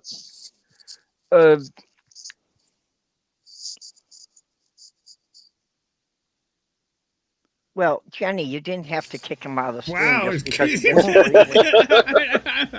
was going to say fireplaces, but man, I didn't mean to use the vaporization curse. Sorry, Mage. I hope you make it back. I didn't even know Jenny was able to kick a moderator out. No, I hit the back button on the wrong thing. Where was I? You were going to provide us with an example of Franklin of central heating that predates the Franklin stove. Well, yeah, but most stoves or means of cooking were used as a means of central heat even in the medieval era. they had like sort of like a grill-like thing that would set up, that would be used for heat and cooking. Oh yeah, fireplaces. I mean, when most homes were only one room, a fireplace would be effectively central Oh, heat. Well, not even a That would be fireplace. It, central it, heating. it wasn't even. It wasn't really even a fireplace, so to speak. It was like this kind of a. I can't think of the name of it to pull up a goddamn example.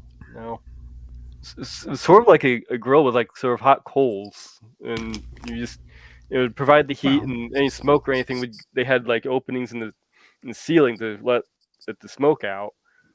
But a Franklin stove would do what other things like no fireplace could ever do, and that But is yeah, to lengthen the time of burn because you yeah, can control the ventilation and things. yeah, it Yeah. had much better ventilation, and it was definitely a vast improvement over what they had. But it wasn't the first thing that was used for central heat. Yeah, I mean, yeah, of course, a fireplace was like that, but we're talking about a standalone device kind of concept, I think. No, it's not. Wasn't a fireplace. I'm just saying brazier. Brazier, that might be it. A brazier? What? How do you make those? Well, I guess if she's Well, really hot. in the 60s, there was a lot of burning braziers. that's true. Smelly, a lot of rubber and synthetics in there. It's just Yeah. Yeah. Well, and then definitely there are not bed definitely not warmers. the kind of item that you would like put on a stick and light up and swing around and because you throw stuff off and stick on people and And then there burn were it. bed warmers, those things that on a long stick with a Oh, pan yeah. on the end that was covered, and you'd put the coals in the pan and take the thing and run it around the mattress to warm up before you'd hopped into the sack. So you'd use embers to warm your bed? See? That's Isn't that right. Ember? which would really work great when that hay gets nice and warm. Well, up to a point. You wouldn't have to worry about the bed bugs biting. Put embers in your bed. You're going to have a hot night. There you go, Mark. We knew that you'd come in with this. Almost sounds like something Doorknob would say. Yeah, I think Mark's been taking lessons from Doorknob Head over the years. Where is that Doorknob Head? Oh, he popped in last week right near the end, but Doorknob Head is one of the people I genuinely like to meet. With a wall or steel bars or something between us, but are His you safety sure or he's yours? a person and not just an early AI that escaped? yeah, So would that be for his safety or yours? both. I'm sure. Do you see the two lights that are sort of in the middle of this shot of Portland Harbor? Do we have to make stuff big? Okay, Right yeah. there. Now I see the lights. There and that one there. Those are. That's Don't go into the Spring Point light. That's Spring Point light, and that's Bug light. Well, that's actually a live picture. Wow. Bug light? Bug I mean, light. look, we're in a different part of the world right now. I mean, you're at home and you're in Maine at the same time. Right. How can that be? That's oh my God! It appears it's that evil. It appears It's that we've got demonic. it appears that the wind is Sorcery. out of the northeast at the moment. Looks like anyway. I wanted to try and find where you are on a map. That's one of my obsessions in life is to locate things on a map. Hang on. This is. I'm not in church. That is basically what you're looking at. Oops. Yeah, from where to where? Roughly, don't dox yourself. Well, this Well, the isn't part on the it- right-hand side is the Atlantic Ocean. What? correct. Yeah, but on which shore, which island or whatever are those two lights? The two lights are, well, I can't really do that with a pointer. Can I? No, I can't because it's in OBS. If you look on the shore on the left, before the river, you can see that they're right. The first one is the next thing that sticks out into the channel, and the second one is a little bit further down the bay. Oh, so it's like by that area with all the streets. Yeah, Okay. I got it. and that's the. Now, can you zoom out on that The map? peninsula there is the city of Portland. Major. Okay. That's downtown Portland. Now, can you zoom out and show us the relationship to the rest of the state? No, this I suppose I could. Hold on. Have to get another chart. Jenny just wants you to dox yourself. It's all right.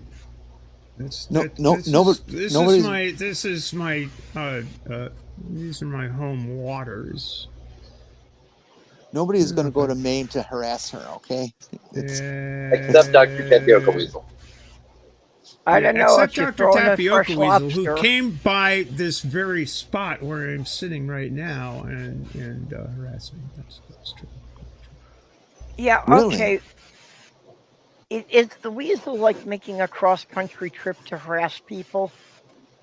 No, he just Oh, yeah. happened to his. Oh gosh, I really kind of got all kinds of Well, stuff out Bree's of whack house here. got invaded by weasels last week. It's because there's so many of them. See, and I thought they were all in Harvard Law School. I think mostly they hang out in California. Yeah. But, Mark, how dare you? Vandy's family has a place in New Hampshire, and he was out visiting, so he decided to make a side trip and come up here, which was very cool. It was fun sitting here doing stupid stuff on the YouTubes on a Sunday evening. Okay, Jester's getting the car ready. Uh-oh, you're going to have a visitor. Blame And speaking Jester. of which, I have to go use the little girl's room. I'll be back. All You know, right. I'm rather disappointed that What there are the isn't little a place girls called going to do? I'm rather disappointed there isn't a place called Old Lions in Maine. Oh, there are Oh. all kinds of weird. There are all sorts of weird place names in Maine. I mean, you saw. I am very close to Sodom. Me. That's very, very close to where I am. It's interesting But it's that sodomy is so far from intercourse, but maybe that's why blue balls is near intercourse. I don't know. There is no intercourse, Maine. I don't believe. Alas. There's an intercourse, Pennsylvania, of course. That's the one to which I refer. Yes, Yeah. it is a bit of a trip. There is a China, a Paris, a Norway. We have a Mexico and a little Texas, which is south of Mexico. We have a Mexico too, and I a think Sweden. about half the We also states have have a Sweden. Paris and a London.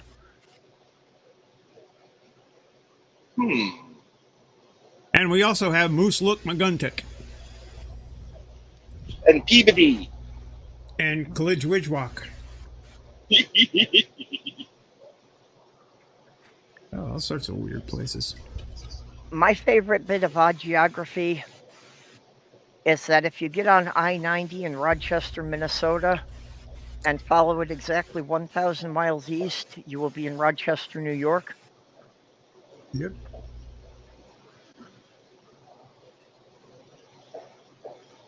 I may test that someday.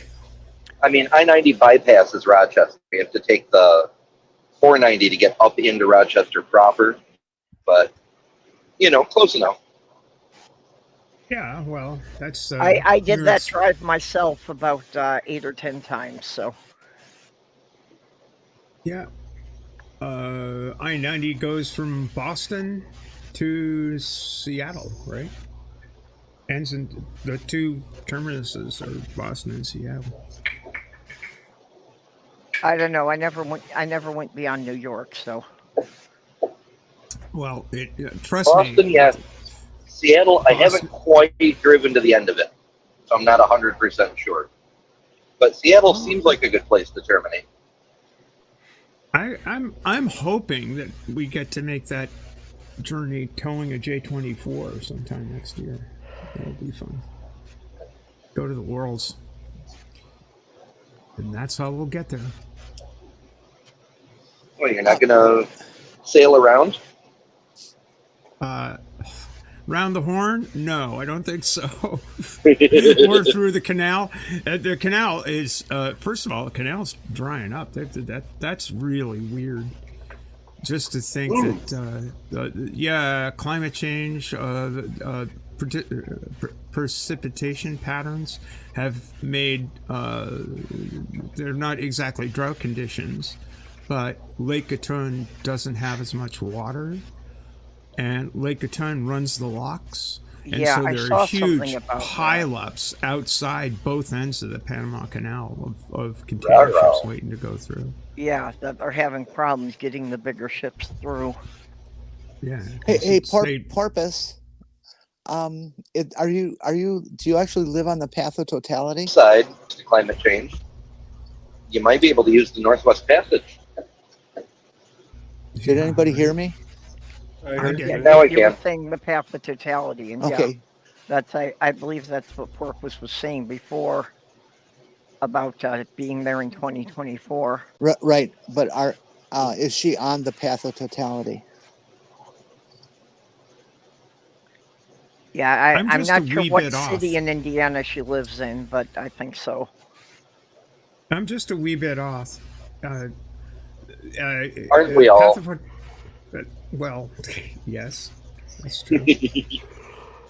But I would the not path of allow you in totality, my I think chat one if of I the thought you were normal. but one of the coolest places I think to be. I've been thinking about plotting this one out. Is go climb Katahdin. Oh, fuck yeah. Because it is the path of totality goes right over Katahdin. Where is that? What's that? It's Katahdin. big mountain. Katahdin in Algonquin speak means mountain, and people say Mount Katahdin, which is mountain, which is weird. But it's we do that kind of shit all the time. Highest point in the state of Maine. It's the northern terminus of the Appalachian Trail. I see. And the Yeah, that most sounds likely like place to meet a moose during a solar eclipse. That sounds like too much walking for me. Porpoise, It's got this. would you like a Sorry. visitor? I'm dying to go to the eclipse.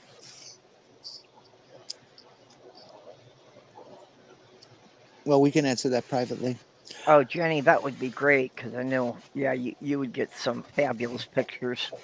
I was at the 2017 eclipse. It went through. Well, we were near Carbondale, Illinois for it, but actually technically in Kentucky. And that area is going to get hit by this one too, except in 2017 it was kind of a northwest to southeast direction, and this one is going to be kind of south to northeast direction. Yeah, it'll be really neat. I went to Sweetwater, Tennessee for the last one. This time I don't even have to go anywhere. It'll go right over my house. Any of you guys That's out right. in chat, if you have never seen a total eclipse, you definitely have to make plans to have the day off to be able to experience it. It is just one of the most mystical things that you'll ever go through. It's just it's nothing It's like pretty weird. it's nothing like TV represents. It doesn't get dark like night, not at all. At best it gets kind of like twilight, but when the sun it becomes completely covered by the moon, it gets cold. Okay. Yep, the temperature drops. yeah. You can see sunset colors all the way around the horizon. Yeah. It's so trippy. That was the most spooky thing to me, how the temperature dropped. You know, I had heard that happens, but I mean, it's significant. You can definitely feel it. And this one is particularly special because there'll be the demon comet will be in naked eye range and close to the sun. Right. So during the eclipse, you'll be able to see the demon comet. And if you happen to be a sociopath with delusions of dictatorship, make sure you look straight up at it. Yes. And point. Yes. If you're a Republican, it is safe to look at the sun without any protection whatsoever. In this case, if you do that, if you keep doing that, you'll go blind. It's actually true. Yes, it is. Why do you think I said that?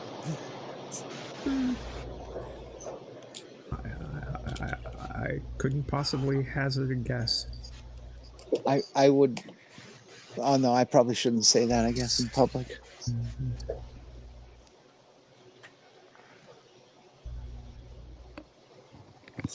Yeah, that's always the hassle, Porpoise. I have this very, very bad track record with astronomical events. Virtually everyone in my life that I have been waiting for, I want to see and watch it happen, and it ends up being cloudy wherever I am. It's like I drag this cloud with me. Joe Bliflix is my name. Oh, none of them get that reference. You do though, don't you? I get it. Of course I do. I made reference to Pogo in a stream or in a phone call, actually. Which, you know, it's, and upon further research, I found out where Walt Kelly, Pogo was a cartoon strip, by the way, that ran with syndicated cartoon strip that ran. I remember it being in the Sunday papers. Right. Pogo was an opossum. And Pogo was an opossum, and then there was a gator. What was the gator's name? I can't remember. I forget. They were in Okefenokee Swamp, I think it was the name of the place. But anyway, one of the more famous strips was "We Have Met the Enemy and He Is Us," and I did not realize that Kelly came up with that for a poster for the first Earth Day in 1970. Really? I did not know that. Yeah. Oh, I will have to hunt that down. Yeah, it's cool. It's really cool. Pogo was a fairly cool strip, right along with Lil Abner, which were both comic strips, but they had enough of a taste of politics in them that they were very sharp-tongued. Yeah, Walt Kelly was kind of on the left-hand side of the political spectrum, and who was that idiot who drew Lil Abner? I forget his name. Walt Kelly? No, Walt Kelly was Pogo. Oh yeah, that's right. Duh. And the other dude was very, very right wing. God, why can't I remember that? I don't know. Didn't they make a film, Lil Abner? Yes. Yeah. It was a stage play. Yeah, that's right. Here you go. Right. Here we go. I got it for you. Okay. Rest well, Porpoise. Be good, Porp. Bye, Porpoise. Later. Oh. Are you? Oh my God. That kind of hurt. There we go. Kind of interesting. That's it. Oh. Leave it up. I gotta take a good look.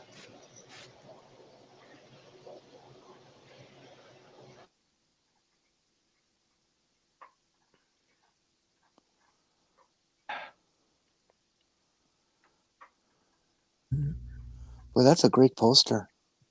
Uh-huh.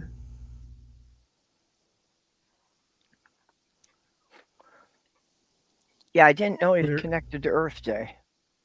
Yeah, and it was a whole thing. He drew that for Earth Day, and a year later he did a strip with it too. Could you send a link to me on that for that? Oh yeah.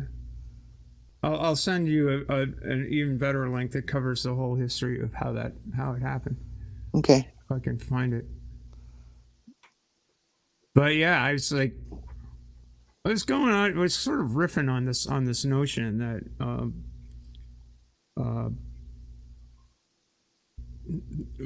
that you can't really depend on. It's kind of outside my moral compass to demand an other in order to frame some sort of morality. You know, in reference to somebody made a comment about how St. Ronald Reagan said the only thing that would unify the earth, the only thing that would unify mankind would be an alien invasion. And that to me seems incredibly misguided. But even, I don't think it may be true, but I can't imagine he said that, meaning that it was literally true, but it's certainly metaphorically speaking true. That people are so divided globally. We do tend to unite behind common enemies, but I'm skeptical that even that would do it, because half of the GOP would be licking the boots of the new alien overlords. Well, that was my point, and that's why I made reference to Pogo. We've met the enemy, and he is us. It's like we carry this stuff around with us, and we don't need to. We get over that. Yeah, well, we can't even get a good percentage of the people to take climate change seriously. And unfortunately, there's a fair number who just, want to bring on the destruction of the planet because they're looking forward to the apocalypse. Which, of course, will never happen. It'll just kill us. Yeah, we're just going to make the planet Sorry, what was that, Ember? I said the Dominionists are in for a bad surprise if they ever get what they're wishing for. They don't care.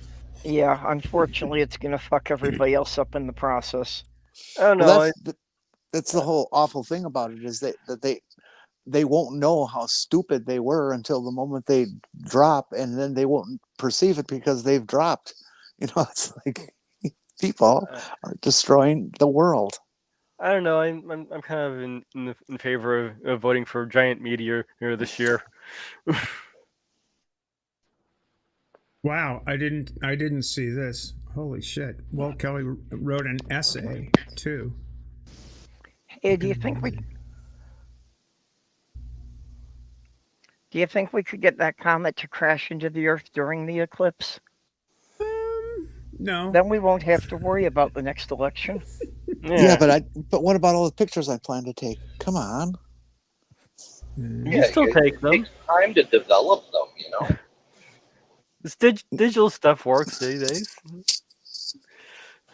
Good digital stuff still needs to be run through Lightroom at least.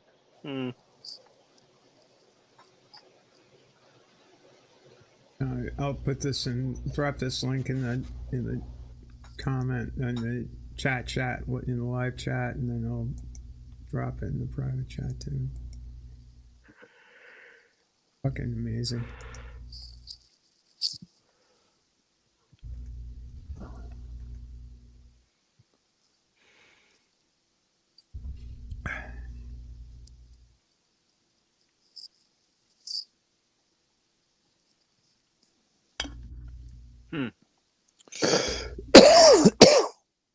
Should we pull this up, or?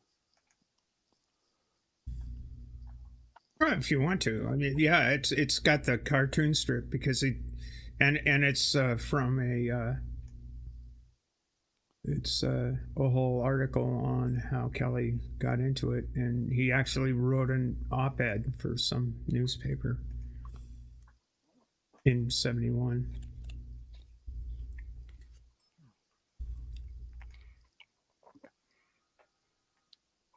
In 1971, for the second year in a row, Walt Kelly, he helped publicize Earth Day with special art. Can't play right now, Molly. Molly's wanting to play. Yeah, Pogo, beauty of the four is primeval. Only gets me in the heart. Gets me in the feet. Porcupine. It's hard walking on this stuff. Yep, suddenly I've met the enemy, and he is us. It's the old junk there. Stephanie, do you have a place where it has the whole that whole image? It's only got a piece of it in this article. Yeah, let me find that. Pull it up, make it bigger this way. Great article, though. Let me find that. God damn it! I got to be bookmarking that. Yeah, it's in there. If you scroll down in that link, you'll find the poster. I'm doing that right now, and it's just. Oh, yeah. Hang on. I'll give you this link. That's all there is there. Hang on. Whoa. Oh, the phone.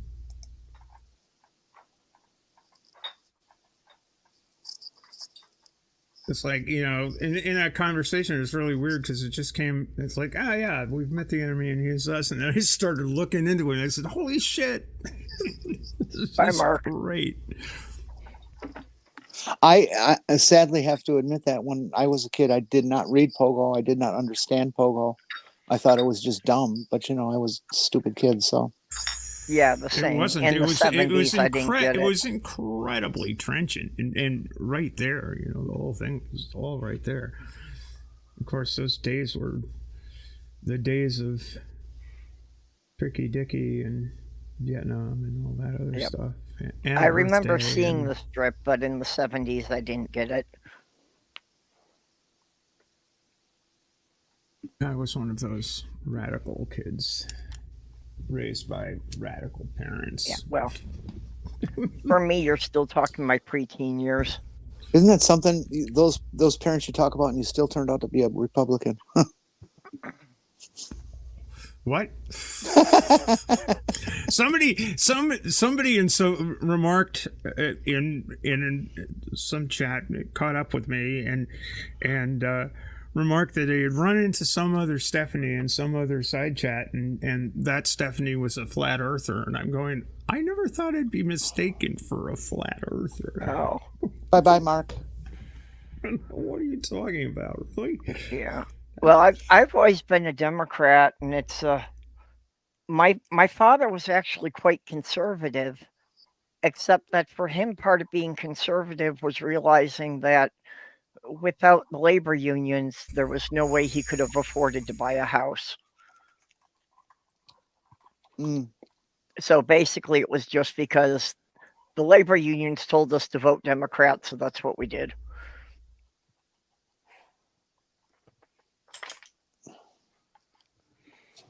My dad was union, time. and I know he used to vote the way the union would say, because we'd see his union newsletters and stuff all over. But then when Reagan came around, I asked him, Dad, who'd you vote for? And he says, none of your business. Oh, you voted for Reagan. The biggest prior to the Great Orange Menace, the largest flim-flam artist in my political memory was good old Ronnie. Yeah, every problem we have today can be traced directly back to him. Yeah, he really got the ball rolling for him. Well, I mean, Nixon is responsible for HMOs. Yeah, no, I can think of a few things that when directly we go back to Reagan, but yeah, but Nixon's also responsible for the EPA. Wait, Nixon started HMOs? Well, his administration. He signed the law that made them a thing. Oh, okay. I didn't know he was connected to that either. Well, and yeah, also the EPA, also a whole bunch of stuff. I mean, Nixon was a terrible shithead, but he wasn't. Well, I know he fucked up the EPA. Yeah. Nixon was at least Well, he competent started as a it. president, not like the Orange Menace, who was completely incompetent and evil. Well, and the Orange Menace didn't even care. The only reason he was interested in being president is because he wanted people to worship him. Mm-hmm. Still does. Mm-hmm. Yeah. Oh, Yeah, but he had no concern at all about, actually accomplishing anything useful for the country. This morning, Judge Kaplan almost tossed him out. Oh, God! Awesome. I read that It's just awesome, right? He is so fucked. Shut up. You know what my Twitter feed was blowing up with that shit, and I'm going. I remember this judge, Julius Hoffman, Chicago, I think, and one of the defendants was sitting at the defendant's table, and Julius said, "Gag him." Oh, that would be Bobby Seale, wouldn't it? That would be Bobby Seale. and the court cartoonist that was recording the thing did here's Bobby Seale gagged sitting in a courtroom. Holy fuck. Hands behind him in a chair. Yep. Duct tape, I think. Was it duct tape? I don't know. I can't remember. Was that the Chicago 7? It was trial? The Chicago 7. Which, by the by, if you haven't seen, there was a documentary produced that I think was on Netflix of the Chicago 7. And who's the guy that plays Barat? Oh, yeah, I know who you mean. I don't know his name. I can't, mind block at the moment. But he was cast as Abby Hoffman, and he nailed a Boston accent. Huh. And Hoffman was from I think Brookline, Mass. Steal this book. And he absolutely nailed the character. It was a remarkable performance. And the film is pretty good. It captures the time pretty well. For you youngers, Abby Hoffman was an old hippie and political activist, far left wing. Yes, that's right. He was technically a yippie. Anyways, he wrote a book called "Steal This Book," and that's the title on it, and that's what's all on the cover. And people did, which was the whole intent, because it was about capitalism and all sorts of nasty things. And as a teenager, I did. Good for you. We approve. Yeah, I learned a lot of good things from that book. Some of which I can't talk about online without getting the FBI to knock on my door. Now, Stephanie, help me remember.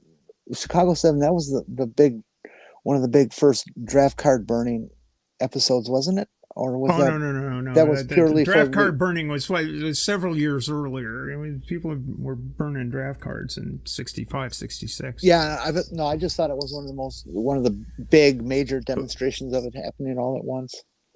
Yeah, well, the Chicago 7 were 7 people who were the trial was about the events surrounding the convention. The 1968 Democratic National Convention in Chicago, where Richard J. Daley was filmed on the floor of the convention hall screaming at Jacob Javits, who is delivering a speech, and he screamed out, "Shut up, you New York." Starts with a J. It does. Jacob Javits was one of the preeminent politicians of the day. Was considered to be absolutely liberal, but also fairly legitimate and straight shooter. He started out as a Republican and switched to the Democratic Party during the Dixiecrat days. Yeah, this is bringing back another vague memory that my completely law-abiding mother, I remember overhearing her working out plans that if any of my brothers got drafted, she was going to get them up to Canada. Oh yeah, my family had that plan as well. My older brother solved it by just not even ever applying for his draft card. So he was in danger all the way up until Jimmy Carter gave everybody whatever they call it, pardons for everybody who messed with the draft. I remember taking a trip to Montreal, 71, and getting into Canada was easy. Getting back into the United States was a pain in the ass. Yeah, and there weren't any passports required in those days, folks. You could just cross the border whenever you wanted. It was strange how times changed. That during Vietnam, Americans were trying to get to Canada to get out of the war. And during World War II, Americans were conscripting to Canada to get into the war. Mm-hmm. Yeah, well,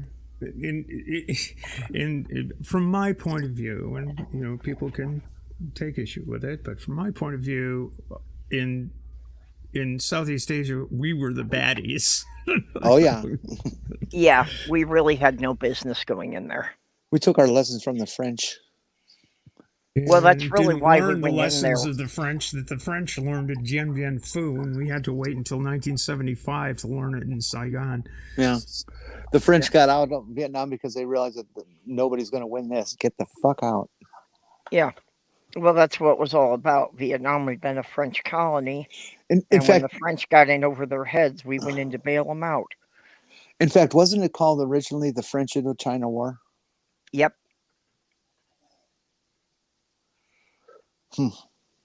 I still have a map that's labeled as French Indochina. Now, Chad, if we're boring you with history here, just say the word and we can move on. But this is a lot of bits about why we are where we are today.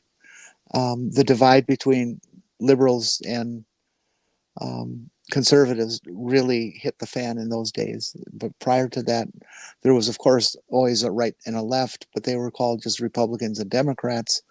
And they had their tiffs and stuff, but they all worked together. And Vietnam began to create the divide that is still with us and much more severe today. Well, and culturally, the biggest thing about Vietnam is that news crews were over there with cameras. Yeah. So people were seeing the war live on TV and realizing how fucked up it really was. Yeah, it was kind of bad when a parent saw their child being dragged off of a battlefield half blown up live on TV. It kind of helped to end the war. Morally safer, and oh god, there were so many reporters. Oh shit, we're educating somebody. Doorknob. And you're asking about Doorknob Head? Yeah, Benjamin Franklin was a ladies' man well into his 70s, which, considering what the life expectancy was at that time, that was awfully impressive.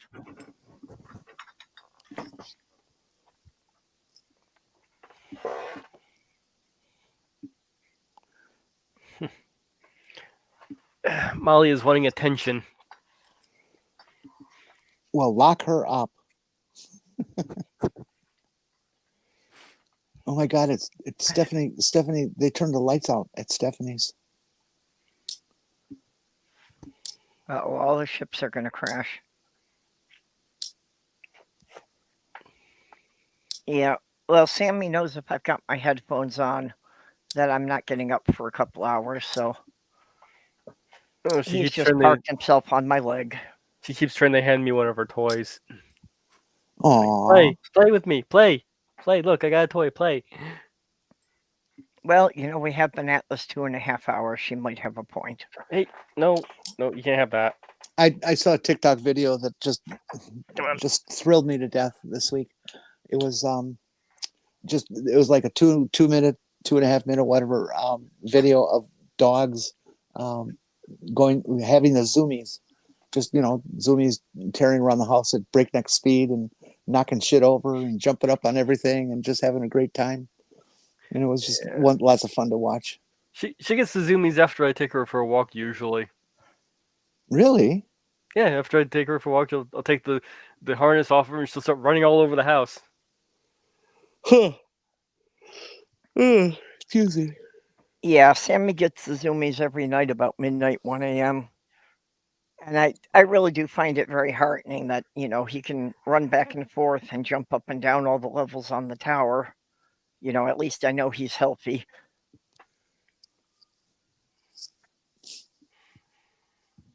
Yeah, this is great. We've got Doorknobhead giving us readings from Poor Richard's Almanac, apparently. Yep. Awesome. Well, see, and yeah, this was another thing I respected about Ben Franklin. He didn't say you shouldn't drink. He just said you shouldn't drink to excess. Moderation. Yes, which apparently he didn't follow. Yes, you always want to moderate.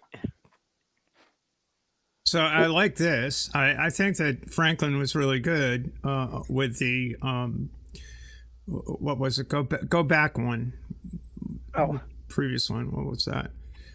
Yeah, silence. Speak not what may benefit, but what may benefit others of yourself. Avoid trifling conversations. So Ben Franklin avoided. It seems to be reaching out from the grave to tell us all to avoid YouTube. Well, and Twitter especially. Yeah, that too. Yeah, it's more of a Twitter thing, I think. Okay, Yeah, now that's this being Founding Fathers Day, I want you all to think about the Founding Fathers. The biggies: Thomas Jefferson, George Washington, Ben Franklin, the Adams, father and son, James Madison, Button Gwinnett. Who's Button Gwinnett? He signed the Declaration. Look it up. Anyways, and imagine each one of them like taking a dump. Okay, these are our founding fathers, or even better. That's always imagine them masturbating. Bring them down to human terms here. Well, like I say, if you read Franklin's autobiography, he has no problems bringing himself down to human terms. Yeah, there's that the stories of Ben Franklin in Paris is pretty cool. It's like, hey, I'm in Paris. Yeah. I wonder how many times he went up the Eiffel Tower. None. Oh, stop it! I was just trying to catch people. Franklin was one of the richest men on the planet. He had a lot of irons in the fire, and he was widely respected. He spent a lot of time in England. That people thought he was a fucking genius, and he was a fucking genius. So there you go. Yeah, he was a billionaire for his time. Yeah, no, he was respected by the House of Lords, the House of Commons, the Queen, the King, all of them. He was just an honored person. And then he finally said, "No, I can't go back there anymore. You guys are horrible."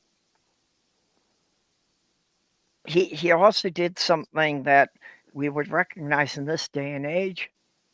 That when he had the second largest newspaper in Pennsylvania, he went and bought out his only competition. Yeah, well, I heard that he also dated Taylor Swift. Yeah, I've heard that too. Wow. Well, almost everybody has. Ben Franklin was born in Boston. Moved to Philadelphia. I guess that shows some wisdom, perhaps. I don't know. But as a Bostonian, I'll claim him. It's like, hey, listen, man. Philly, Hey, Dave. yes. Or he made his... Hey, put up Doorknobhead's founding father wiping Yeah, Yep. that's it. Phone Everybody should, feather. let's immortalize that one. Well, we Clip all it. we of course all know that George Santos taught Ben Franklin everything he knew. Well, he did. I heard that too. Yeah.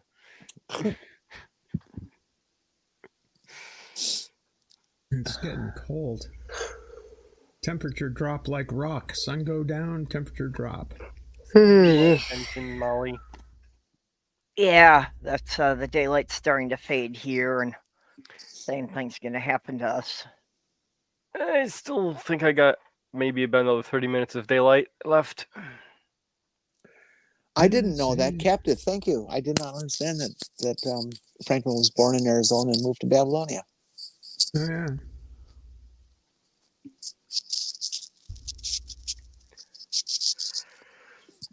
Dave, I think you might be mistaken. That was AI Ben Franklin did that. Now, the other Yeah. thing about our founding fathers that you have to remember, of course, they were all slave owners and things, but they also had sex with their wives. Now, imagine that. They did. Well, They did. Ben Franklin had sex with any woman who would let him. I'm just hoping that you will never be able to get this out of your mind. It's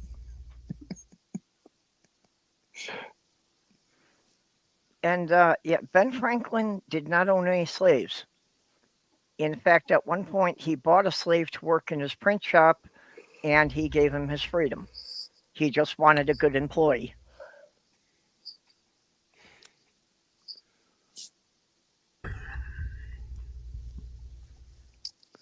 Let's see, what other interesting anecdotes do we know about these founding fathers? Thomas Jefferson played the violin. Oh, there were accusations that what is his name? John Hancock was fairly intimate with goats.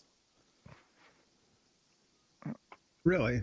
Yeah, well, he knew their names and stuff, and so never know where Yeah, that leads. his house was on the Boston Common. It was like the See, big house. Yeah. people would come by and so he was close to the grazing areas.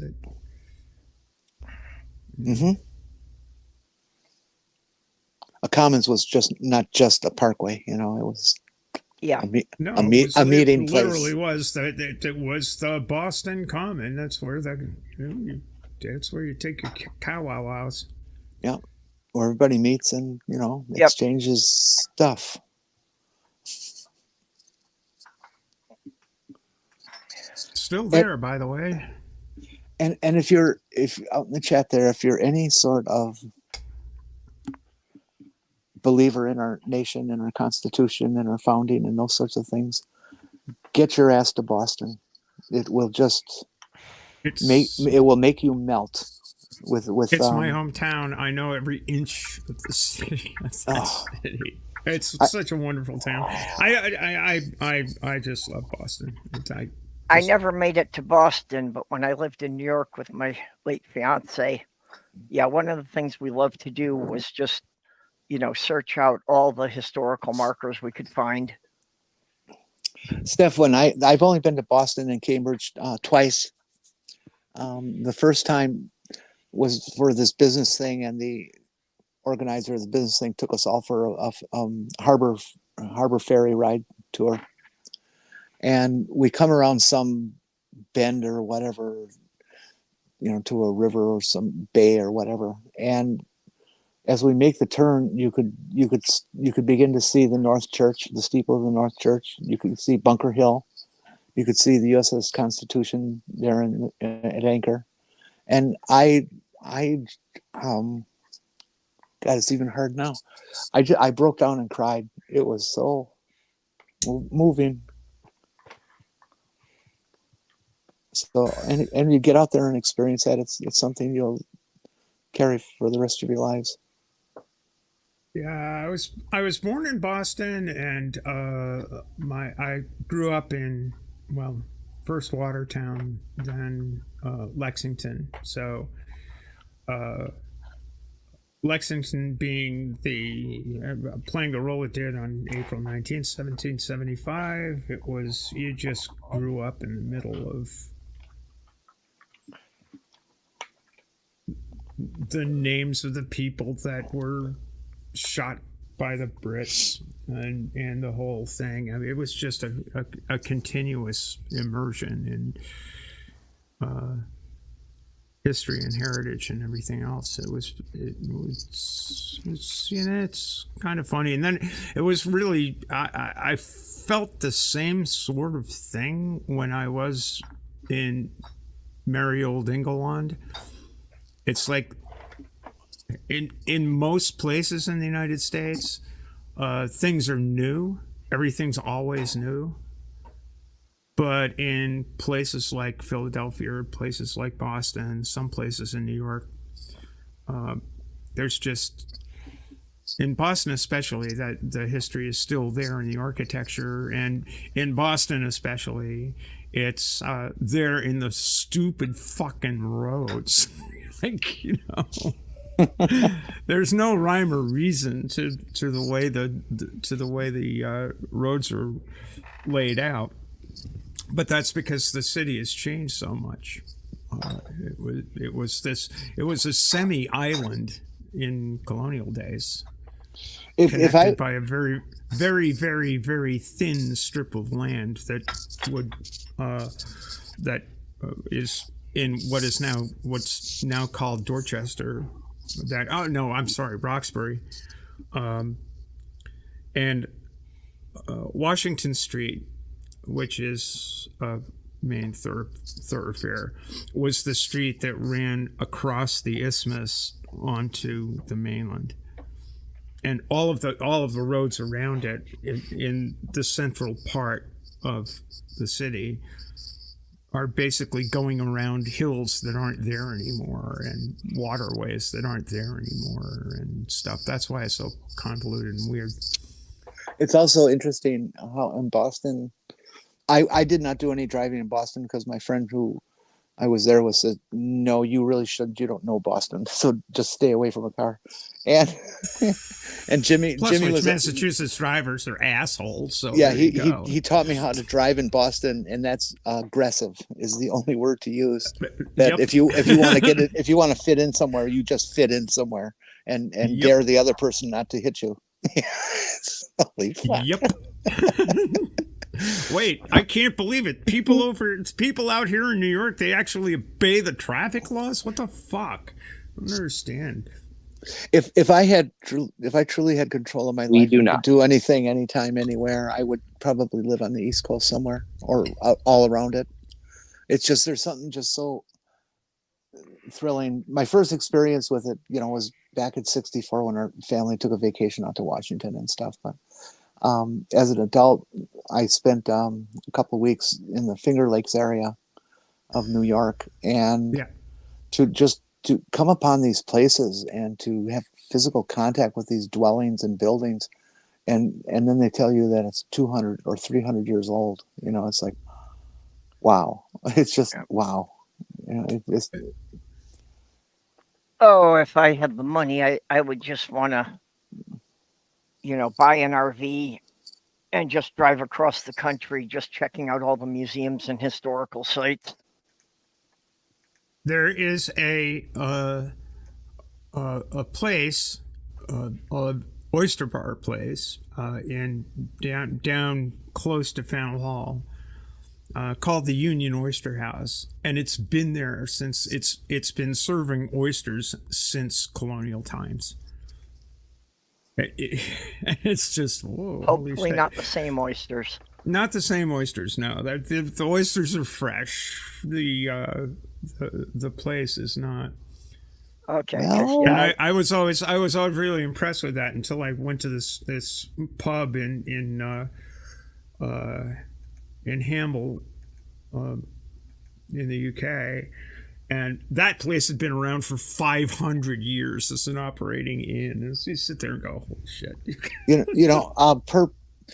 You eat these oysters and you swallow them and you digest them and then you poop them out, and then the sewage system of whatever sort gets cleaned and and it's inevitably in the early days dumped out into the ocean or the lake or whatever, and so those nutrients are now in the ecosystem and they get absorbed by plants and animals, like, well, bottom dwellers like oysters, and so you kind of are eating the same oysters.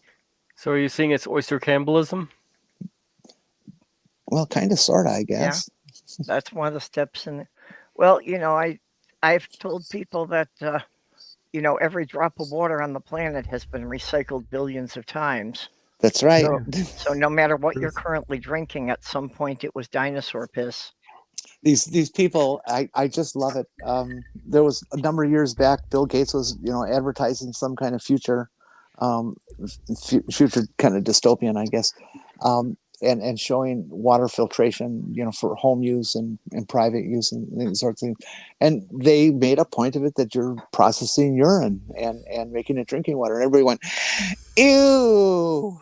It's like, do you know where that water's been? You're going ew, and you drink it right out of your tap, baby. Yes. Oh God. They also say that virtually every atom or breath you take, you have breathed in atoms of somebody 1,000 years ago, or more. Doorknob head, you don't have to be ashamed if you need the tweezers to masturbate. It's a genetic thing. Oh.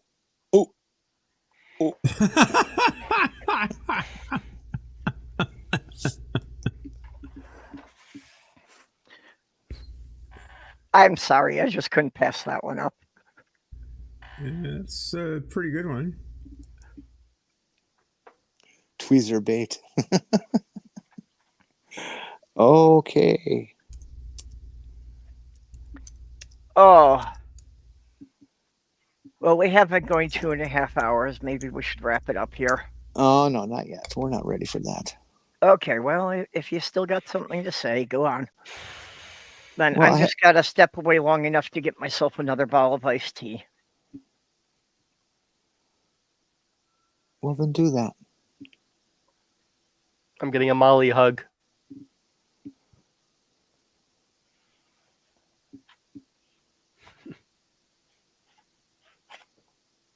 Here. You're getting Molly cuddled? Yep, she jumped up in my lap. Oh, I wish I had a dog. And she'll keep her back paws on the ground and just kind of leave her laying her front paws on over one of my legs and just kind of like cuddle in.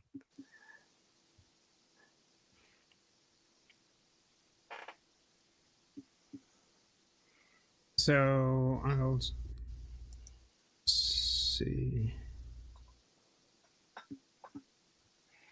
This would be something to see, just to get you a little bit of what my folks saw when they got here in 1637. What's there today? Your folks are that old? Huh? Your folks are that old? Well, not my immediate folks, but my 8th great grandfather landed in Boston in 1637. Oh. So I have to, swing that wasp thing around every now and again because I don't mind getting trashed because of all the shit we pulled, but.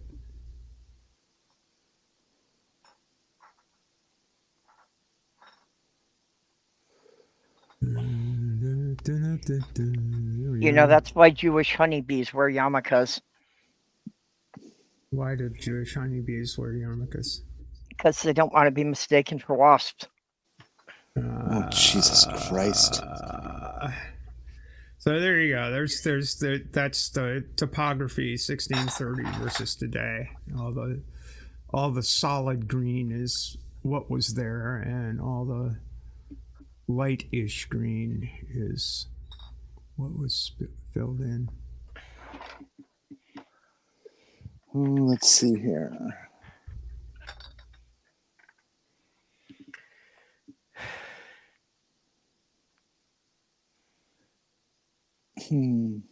Okay, I'm gonna have to do And that a if different when way. the water when the ocean rises, guess what? It's back to the future. Okay, just to be clear, I do have a T-ball as well for the loose tea. Yep, Perp, I got one of those. I'm sending you another image to share with our lovely audience. I'm sure they will enjoy it. Something else I use for loose tea is I actually get the loose tea bags. You ever use those? Yeah. Yeah, I've got a very nice T-ball that it's a very fine mesh screen, like a window screen. So the stuff doesn't get loose from that one. That sounds And let's see what's Ew. I just had a spider crawled up my face. That's great.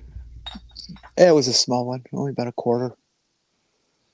One of those really, lightweight kind of yellow, white-ish kind of things that live in a house. Mm-hmm. Perp, are you getting that picture?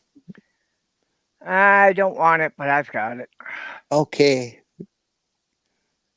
Now, I did this just for you guys in the chat. I know that you're going to really enjoy this. So Yeah, I think you can go out to Toys R Us and get these now. What do you got? Well, you'll see. Just wait on. Just hold on. All right. I know I'm going to buy one.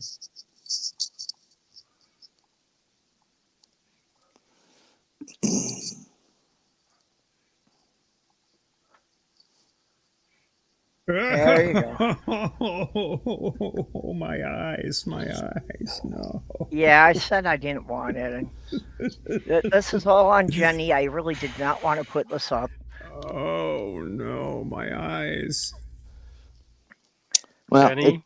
I'm just trying to get you guys to tough up a little bit. Yes, Mage. I'm sorry. I don't know. Looks hotter than he ever has before. At least he's got a normal hairstyle. Yeah. Nobody's screaming my eyes, so I did just literally scream my eyes. Oh. okay, thank you, Purple. You know how I love bringing joy to the audience. No, it's not bringing joy. You like to torture the audience. All right, yeah, fine. Don't tell my secrets. Fair enough. That's totally fair. But then again, some of them come here for that. I'm sure that some of our audience are masochists, otherwise they don't show up. I'm not naming names. Okay, so how much of our audience do we have left now? Okay, well, I'm not naming names, providing you subscribe to me on Patreon. Not only that, but there we go. We'll help just Purple out blackmail with the her audience. fundraiser for crying out loud. Let's get that van going again. Yeah, really. Actually, Well, much as I want the van back, if people only have, like a small amount, I would much rather that you donate it to Jyuni right now. Jyuni can use a hot meal more than I need the van back. Do you have Juni's Linktree or Kofi or whatever? Yeah, I had dropped it in the side chat just before Mark had left. Yep, there's Juni's Linktree. So yeah, if you could send her a couple bucks on Ko-Fi, that she's living out of her car in the Chicago winter. Oof. That kind of shit is no fun. Yeah, Ember and I have both been there.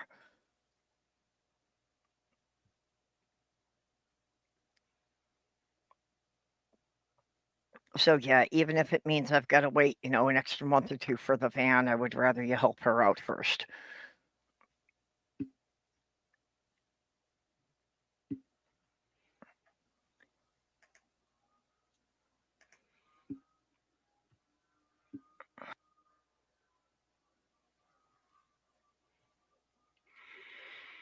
Mhm.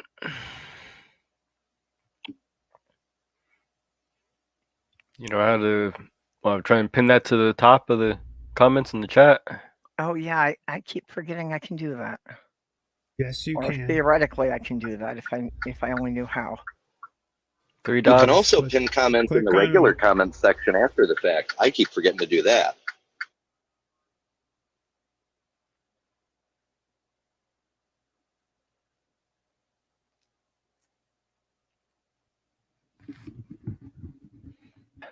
It is not giving me the 3 dots next to my own comment. Close. Oh, yeah. It's Close the thing Try- out from the pop up, and then it'll work. or just refresh the page. No, YouTube's been weird about that lately. It has been very weird about that lately. Yeah, if you have it popped out, you have to close the pop out, and then it'll Oh, work. okay. Yeah, it won't let me do it with the pop out. By the way, on the topic of things being weird, you know that stupid heart thing that shows up in the comments? I hate that thing. If Yeah. if you are trying to, there is an extension that will get rid of it. Really? Oh, Okay, I okay. gotta get that. Actually, I gotta can get do that one extension. better. You don't need an. Okay, if you're viewing it on someone else's page, then yes, you need a plugin to get rid of that. But when you set up a stream, if you go into stream customization, where it gives you the option for live chat replay, redirect the stream if you have that, whatever, there's a checkbox for reactions. If you turn that off, the stupid heart goes away. Oh, I didn't know that. There's a checkbox Okay. for reactions, huh? Boy, Yeah. that's very helpful to any of you out there that do these crazy things. Is this thing a StreamYard's thing, or? No, in YouTube No, Studio. Oh, Yeah. I don't usually set these things up through YouTube Studio. I still usually set them up through StreamYard. Okay, but Yeah, I do know too. I know what he's That's why saying. I have to go back into YouTube to get Yep. to the damn thing. Yeah, but yeah, I do find that just gets in the way. Does anybody actually use that feature? I've seen people click on it before, but it's God. Because I think it's a terribly unuseful feature. It is. It's a bit of a pain. Point is. Does anyone happen? So do you happen to know what the name of the extension is to get rid of that damn thing? Well, yeah, I can find it.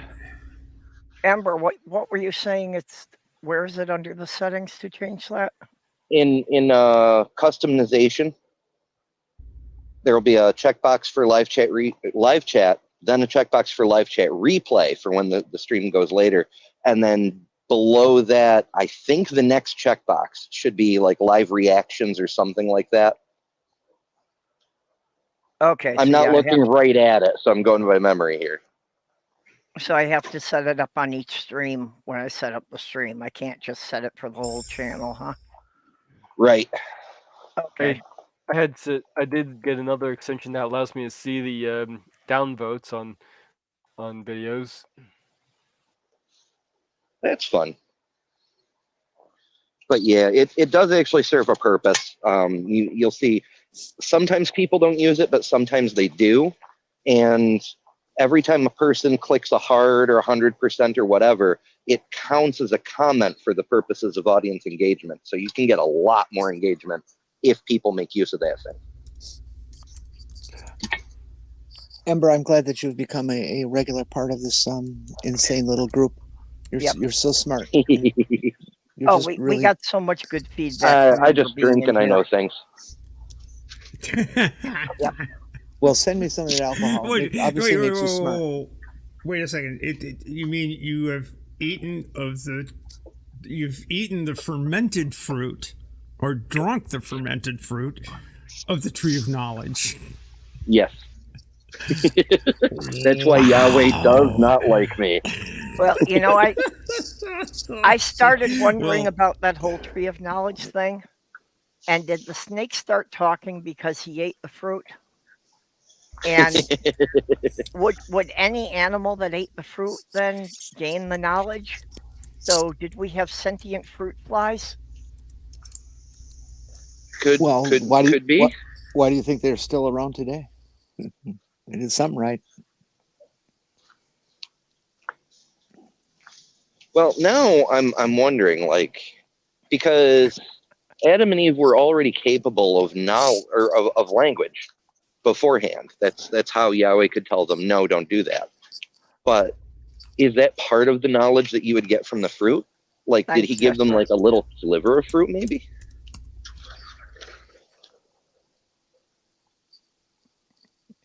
Chester just keeps I don't pumping the know. reaction button now. Push the button. Hey, I appreciate it. You know, it might get YouTube to suggest my channel to someone who hasn't seen it.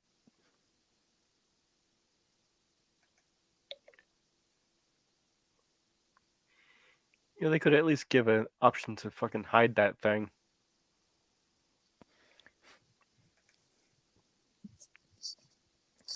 Well, one of the problems I have with it is, as a moderator, if somebody posts a comment you want to silence, the 3 dots are hidden there, and you have to wait for the comment to scroll up before you can delete it. Yeah, that's another problem there. It's in a really bad spot.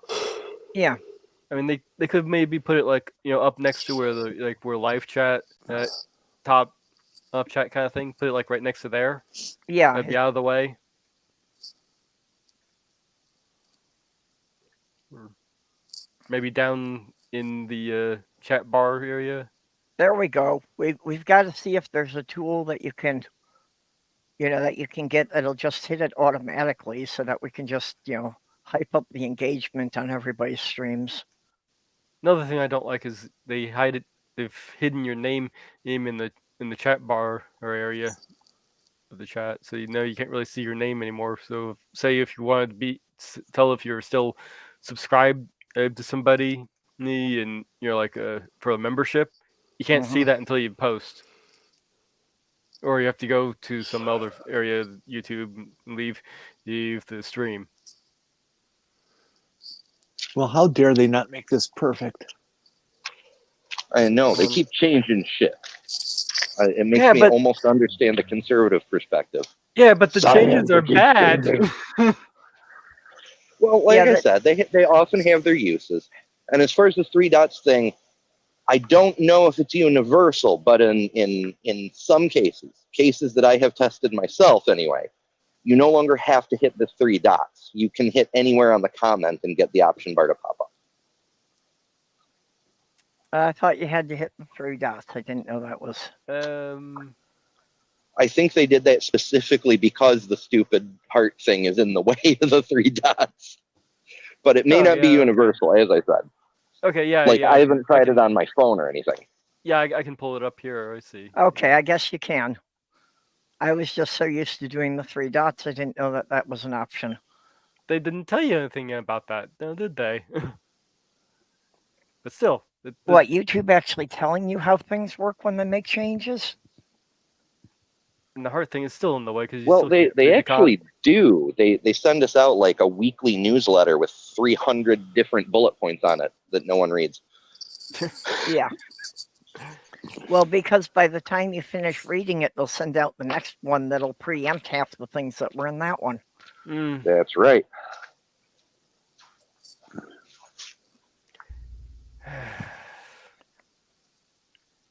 Well, at least Antjor knows how to use it, so I really appreciate Antjor being one of our most active moderators here.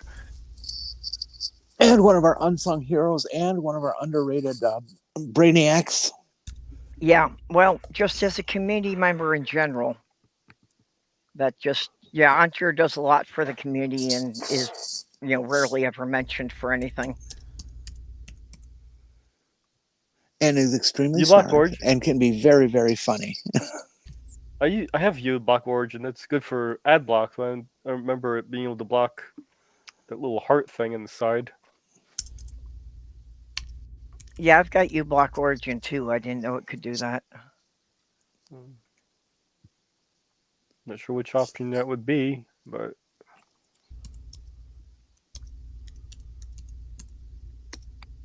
I know it's one of the few things that are helping to fight the whole YouTube ad block bullshit. I've been meaning to tell you this. I forgot. I met this woman a few days ago who was a psychologist, and her specialty in therapy is to work with people on the level of the psychology behind insomnia. And I thought of you and wondered if that might be something that would be worth investigating for yourself. I'm willing to try anything. I did have a thing with one sleep psychologist here who I had no real faith in because she basically had what she thought was a one-size-fits-all program. So I did her program, and she just didn't get it that her program wasn't working for me because my sleep schedule was so erratic. Mm-hmm. Well, I'll try to. Have you ever tried self-hypnosis? I'll try to dig up this woman's contact info and get it to you. Yeah, I do a sort of self-hypnosis meditation, which helps with my anxiety, but I really can't put myself to sleep that way. You know, very rarely does one size fit all.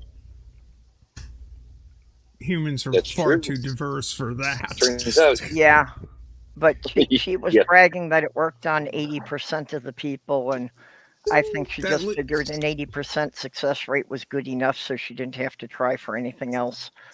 Well, you just happen to be part of the lucky 20% that it means fuck all to you.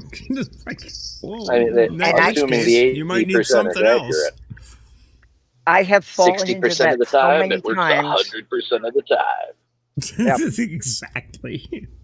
I have fallen into that so many times, and that's part of the problem I've had with the sleep medications. Particularly the Lunesta was one that I was having some weird side effects, and the doctor who was prescribing it to me at first was saying, no, that can't be causing that. And he went back and reread some of the university papers on it and found, the little footnote that in small print saying this side effect occurred in less than 3% of the study group.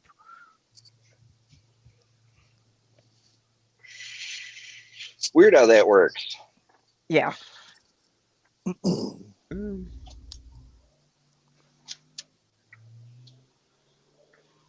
8 minutes and we hit our goal. Is a spice of life. Well, okay, time to shut the stream down before we hit the goal. I didn't know we had a goal. Oh, always. Are we at 12 hours already? Getting there.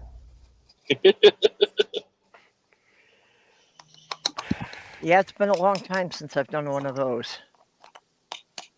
Yeah, I don't know if I'm ever going to do one of those again. The next day, I hurt a lot. You've actually gone 12 hours on stream, aside from the marathon, which is obviously that's a marathon. So I challenge you guys. Yeah, for my birthday, I wanted to beat everybody's. Well, okay, so I started out intending to do like 3 or 4 hours, and then somebody said, "Oh, are you going for so and so's record?" And the record was like 5 hours. So I'm like, "Okay, fine, we'll do 5 hours." And then somebody else would say, "Oh, you're going for somebody else's record," and that was like 6 hours. I'm like, "Yeah, what's 1 more hour?" And it kept going like longest video on YouTube, which was like 11 hours and 55 minutes. And I'm like, fuck it, let's do 12 hours. Turns out YouTube cuts off your replay at 11 hours and 58 minutes, so you physically can't do a 12 hours. Yeah. Well, but yeah. Fuckers. Bastards. YouTube used to cut it off after 8 hours. Yeah, it used to be 8 hours. I was gonna say, geez, I need to catch this stream of Embers. Because what the hell, I could do that. I challenge you guys to follow me into one of our Flurf debunking lives on TikTok, where we will go 3, 4, 5, 6, 8, 10 hours of ramming your head up against these idiots. See how long they last. I am amazed that there are that many idiots. Why? Why? Because it's for the children. Okay, because there's young kids that are impressionable and watch this stuff And if they don't hear a counter voice to the idiocy of flirfity, they could get caught into the conspiracy lifestyle, and we don't want that. The Flirthonians? Flirthonians, that would work. Flurfies? Flurfettes? Flirthonians. I think I'm going with Flirthonians. And how do you go about countering them? You take each one of their stupid points and you explain science to them. And they deny everything and say, well, but no, we didn't land on the moon and things like that. And you try and explain, well, see, yes, they did. And look at those marks on the pictures from the moon. Well, that's because this camera was designed this way and that camera was designed that way. And they, well, how do you know? Well, because I used to own those kinds of cameras. Well, how do I? And also, you can look most of this shit up. How do you know you're telling the truth? Well, fuck you child. Well, obviously you're a NASA shill. Yes. Actually, that accusation hasn't popped up much. So I volunteer it. I'm still waiting for NASA to notice me. Then I'll start doing I only do flat Earth videos once every few months maybe because they're kind of fun, but they're not really super important here on YouTube. But yeah, if NASA starts ponying up, I'll guarantee doing one a month at least. Yeah. Well, the problem you're just a tool of Big Globe. Mm-hmm. It is a big globe. With flat Earth models is that each of them has a flat Earth model that explains one, maybe two things. I've yet to see one flat Earth model that explained three things without contradicting itself. The Flurf model cannot explain everything we know about day-to-day existence, like sunrise, sunset, seasons, eclipse, phases gravity. of the moon. The Flurf model will get you lost at sea in a real hurry. Oh, yeah. I understand Wizard has a model that'll explain as many as 4 things before it starts contradicting itself. You can't afford to be contradicted in terms of the way the world actually is constructed if you're trying to navigate from one place to another. It just doesn't fucking work. That's why it's how don't travel. It's how come the Greeks figured out that the Earth was actually round 500 years plus before the Common Era. Well, yeah, once they left the Mediterranean and started sending ships out into the Atlantic. Jester, I don't know why you're asking about who plays with lasers, but Almost a Doctor. Oh yeah, that's his whole thing, isn't it? Yeah. Yeah, that's his specialty is doing things with lasers. I thought that was Pink Floyd's specialty, but I guess I'm wrong.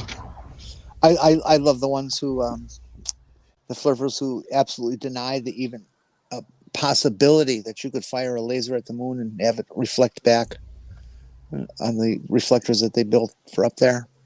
Yet never mind that literally anyone can do that. I did that, from my backyard. You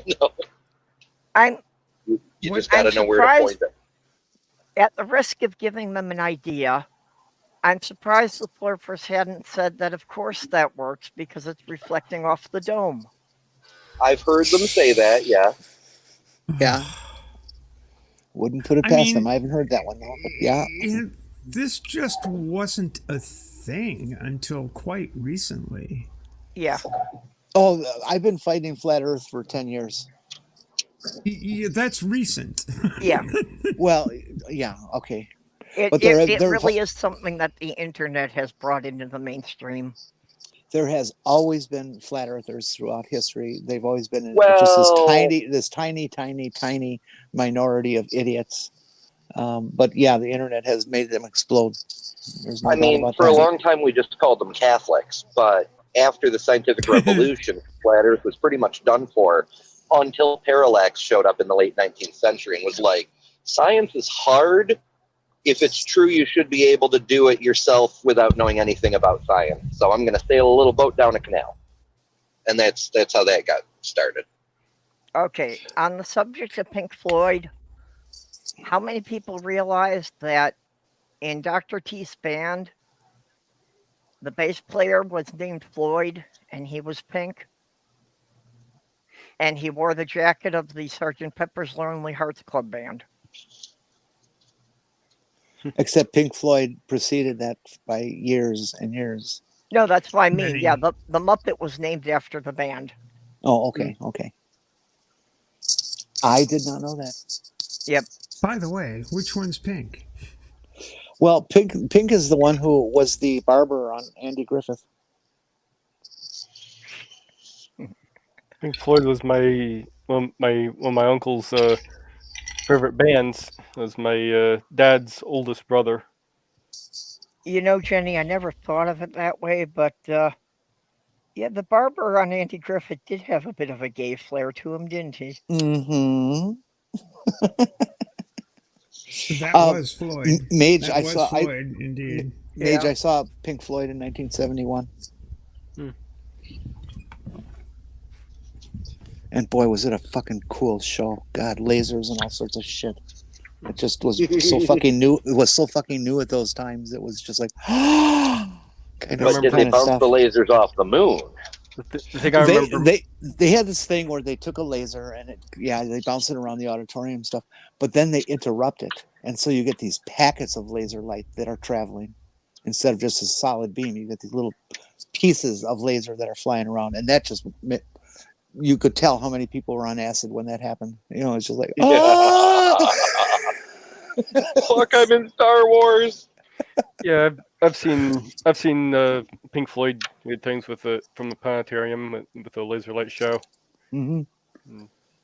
The God. planetarium also had a telescope that allowed you to be able to look at the sun, so you could see like solar flares, and we even saw an eclipse once through that thing.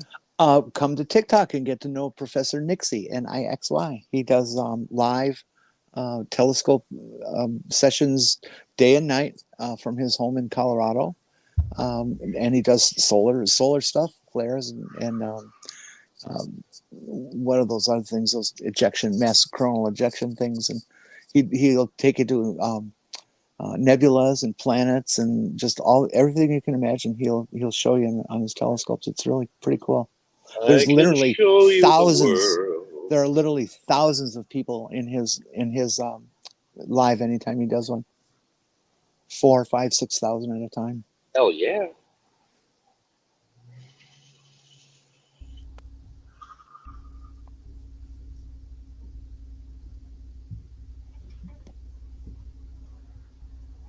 Oh no, we went over time. Oh my god.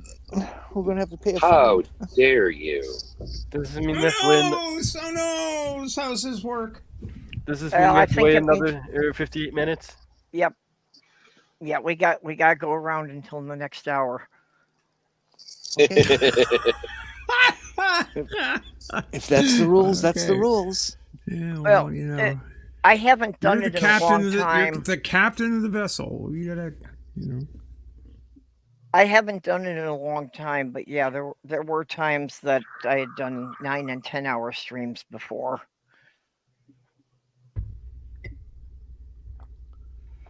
Back when we were young and healthy and full of energy and stuff, when we ran the crisis intervention hotline, many times in the earliest days we didn't have enough volunteers. We were still open 24 hours, 7 days a week, and so some of us would have to do extended shifts.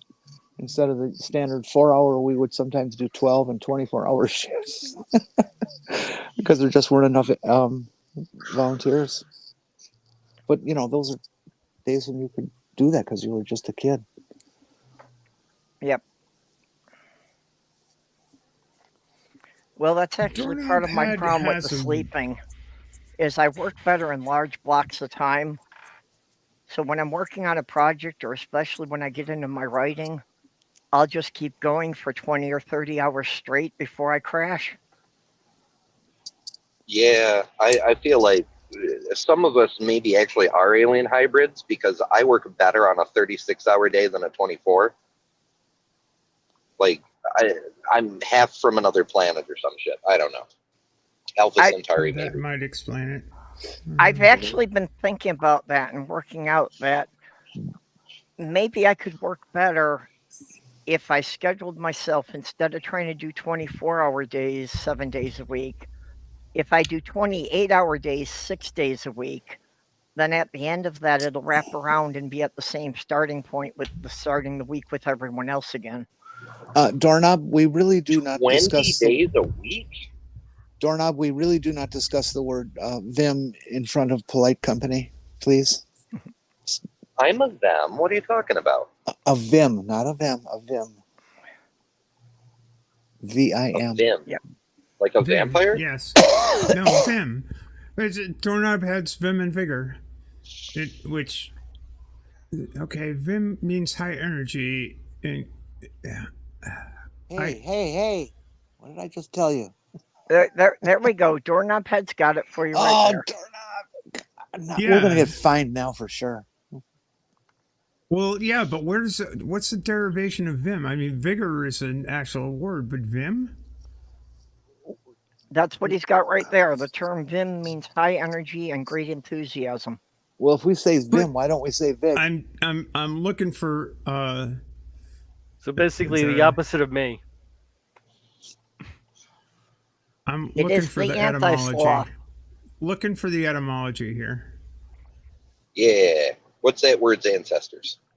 Because a lot of words, even from Shakespeare's day, turn out being abbreviated versions of much longer words. Like, you don't even want to know what word congratulations is short for.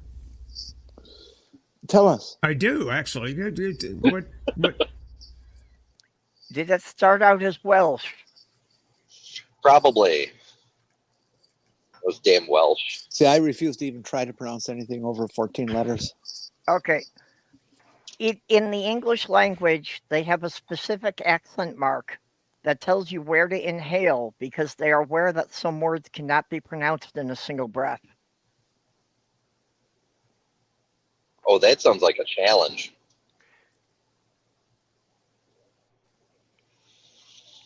Related to the root of virile. Oh. Vim. Vim from That makes Veer. sense. Yeah. The Latin equivalent of Vim is Vim. The translation of from Latin, Vim is power.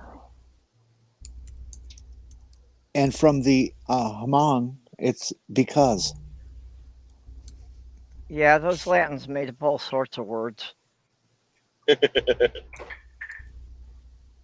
Well, they kind of did the opposite of what we do. How we want a different word for greater specificity for every fucking thing.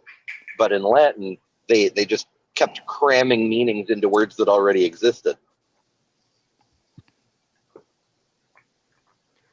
Well, they didn't have a lot of time. You know, those volcanoes were giving them pyroclastic, flows and freezing them in the middle of having sex and stuff, and turning them into a stone. Oh yeah, and all those provinces constantly rebelling and shit. Mm-hmm. Well, but they did at least come up with some cool dinosaur names. All the orgies they'd have at the vomitorium.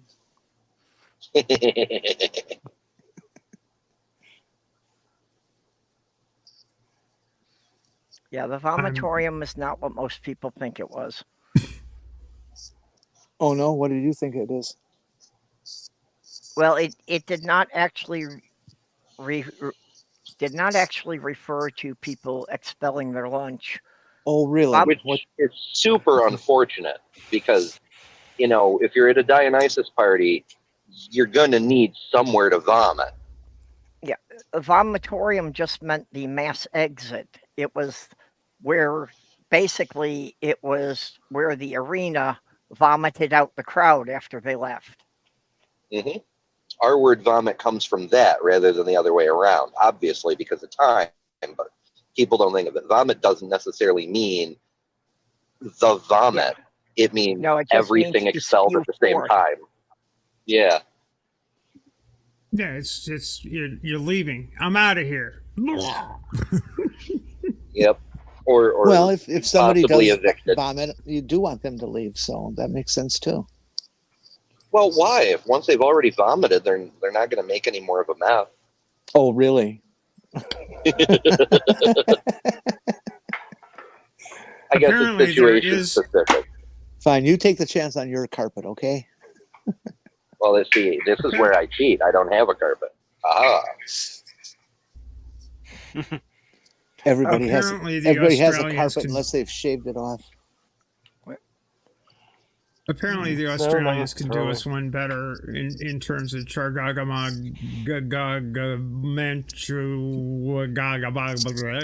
can't even say it. Bakab. It's Okay, Gnomish for hide the mountain. I won't try to pronounce it, but I know what it means. And it means This wasn't actually a name, it was actually a treaty. It means you fish on your side, I fish on my side, no one fishes in the middle. That's It was a right. You're treaty right. between You're two native absolutely right. tribes. Purple surprised is you with right. what she knows. I tell you, she's been hanging Purple around wins with that Jeopardy this week. with that sloth girls too long, and you know.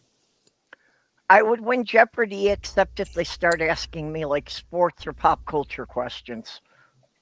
Yeah, that stupid crap. trivial trivia. Yeah. We need important trivia. Like how many moons does Saturn have? Actually, I remember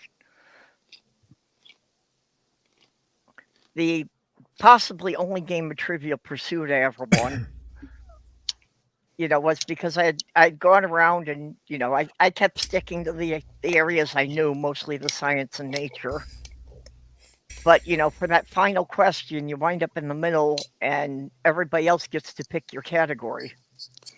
If you're a trivia fan, there's a So, group of us who wait. do a trivia show every night on TikTok. There you go with the TikTok thing again. But yeah, the Trivial Pursuit game, at the end, everybody gets to pick a category. So they figured they would stump me, and they picked the sports category because they knew I'd never get that. Except then the card they pulled turned out to be a question about cricket. So I was probably one of about 5 people in the U.S. who actually knew the game. So, talking about games and whatnot, trivia games. Dr. Ben usually on Fridays, if he's not on duty, has a little trivia game going on Twitch on his Who? Twitch channel, Dr. Bob? so- Dr. Ben. Dr. Dan. Oh, Dr. Ben. Dr. Venus. Yes, Torben. Okay, Torben. Jester, what's about the Latin for sword and sheath? It's vagina.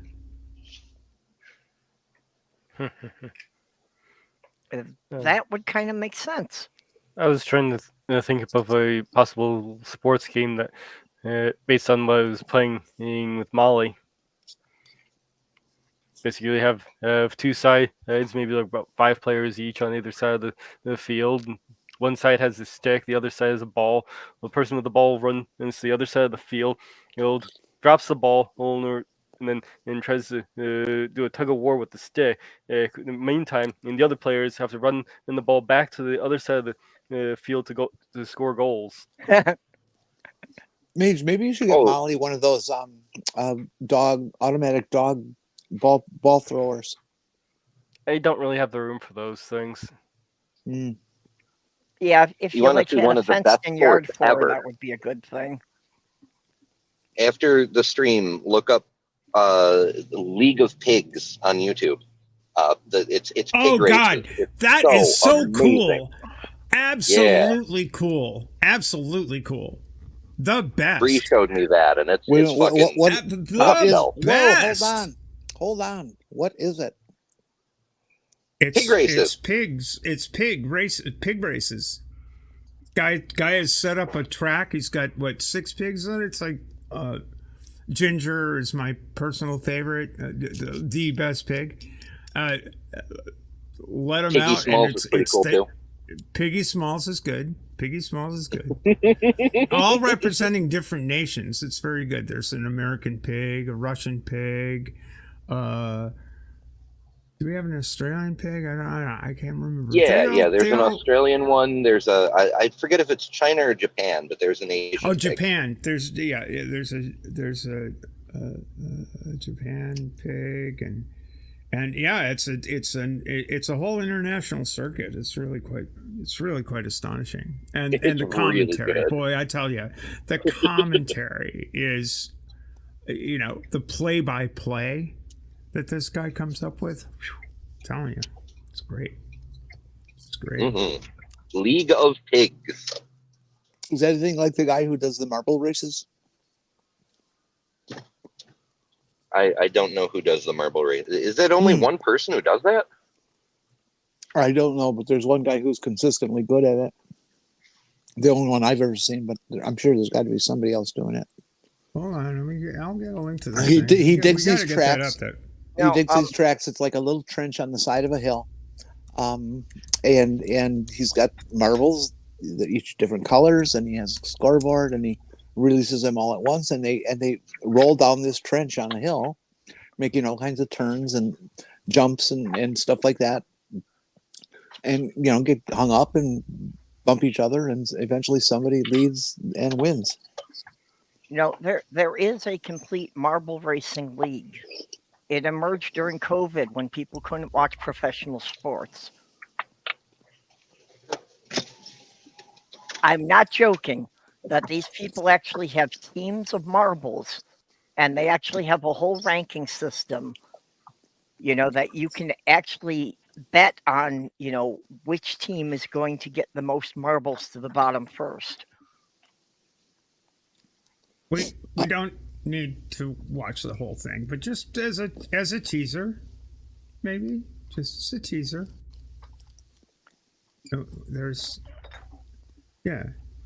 So here we go. Previously on League of Pigs. Hey, that's my mom.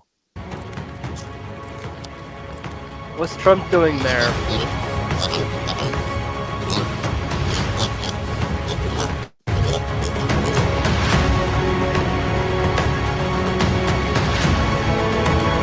That's Ginger in the lead.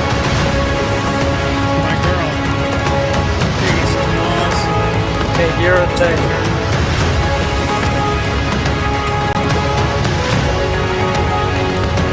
Bear. There we are. So we can actually That'd hear be what the we're Russian saying. pig is Bear. Pepper. Got an orange Pepper's the pig running out. Mexican one, I think. An orange pig running out into. Pepper Sanchez from Mexico. She's the smallest pig on the circuit, but don't let that fool you. She's been extremely quick in practice. Let's hope she can continue that form over the next few weeks and the next few months. And having said that, it is an extremely important week this week because it's the first ever week of the League of Pigs. All the pigs will be wanting to win the maiden race, which is moments away from starting. So let's see what happens. The pin moments away from being pulled. Ginger looks excited. Door drops and Ginger does get a good start, but so does Pepper Sanchez. And Pepper's out by a snout here, but the little Ginger pig isn't going to let her off that easy. Who will win the maiden race? She's keeping up with the pressure. Is she going to do it to the line? And she does in 10:03, and it's a course record on account of it being the first ever race of the League of Pigs. Congratulations, Pepper, for scoring 10 points and getting Mexico its first victory. Ginger will have to settle for 7 points. S'mores will get 5 points for his third. Hoshi waddles in fourth and gets himself 3 points, and Bear gets a point for finishing. Bear. So you get a taste. It's very exciting. The whole circuit is really quite something. Oh, gee, an orange pig running out in front. That's also watching the Republican race. Well,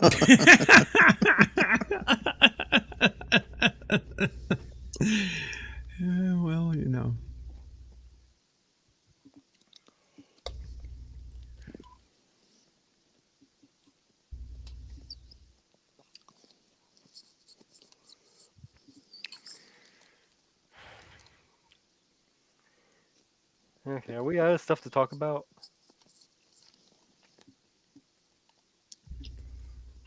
Yeah, some of the people in chat should know that the moderators have power to bounce them permanently. That is true. Some people should realize that. Yeah, I think we gave him enough rope. Don't Fight the mods.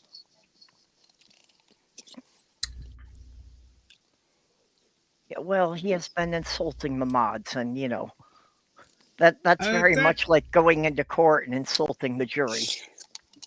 That is usually very unwise.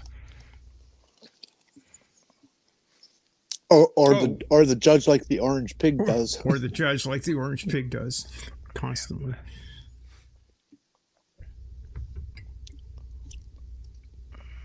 Surprised I think that exchange between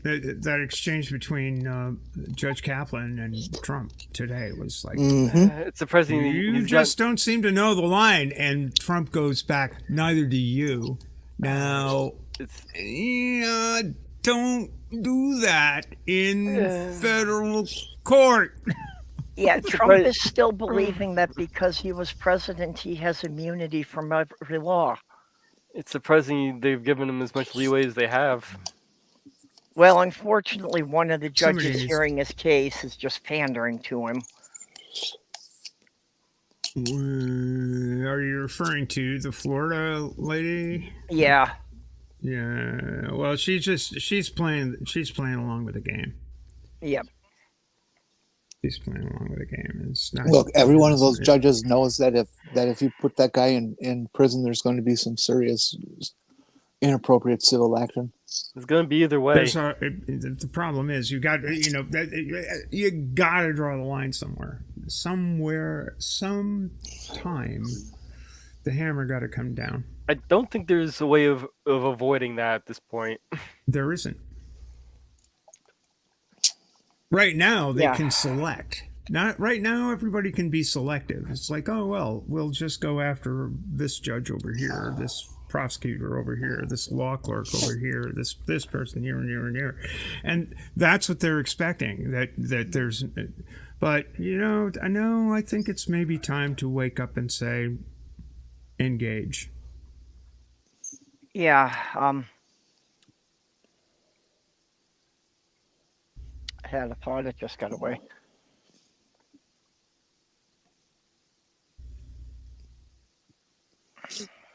Doorknob Head, I would say, and this is just my opinion, would be a dictatorial autocracy based in fascism. Yes. They're literally telling you that. Or maybe theocracy. Literally saying that that's what they want. Well, see, Trump wants to be a dictator. The Republicans in Congress want to establish a theocracy. Both. So I think a lot of them think that they can use Trump to get to their theocracy. And I think that even if they get him reelected, that's when they're going to start butting heads. You want to know what they want? I'll show you exactly what they want. From a spokesman for Christian nationalism, I'll show you exactly what they want.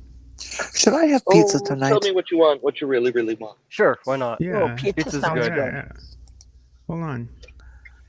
Damn it! Now I want pizza. I There's just left the grocery definition. store.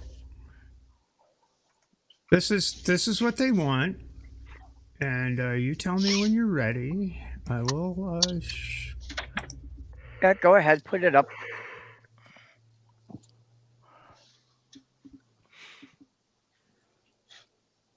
Tell me when you're ready. The clip. Go ahead.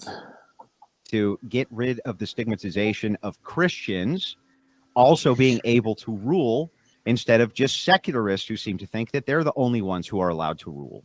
You know what? Under that definition, I'm not against it.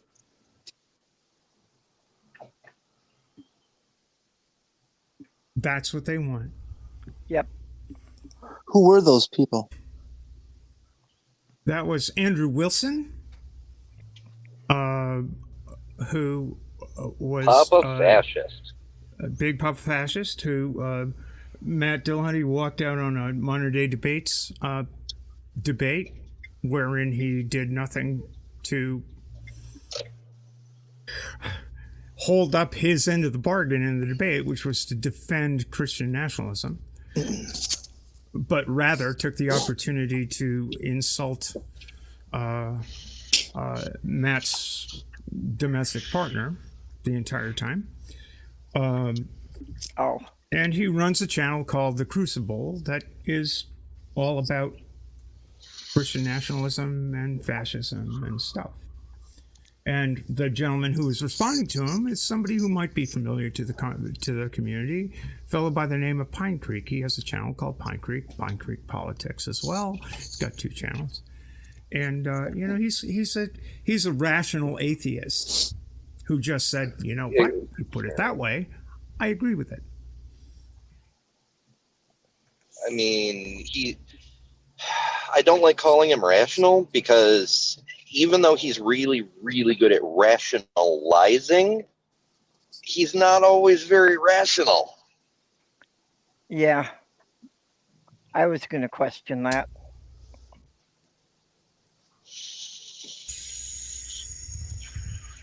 Okay, Jenny. Antjer wants to know what your other options are besides pizza. Oh, chicken noodle soup or beef vegetable soup or cream of bacon soup. Definitely the pizza. Yeah, go with the pizza if everything else is soup. Okay. It's Campbell's soup though. It's not Definitely the pizza. Okay. Yep. Do you have pizza soup? Pizza soup can be great. I hope Have you ever had not. lasagna? And now this is going to be a tombstone pizza, but if I was making it homemade, it would be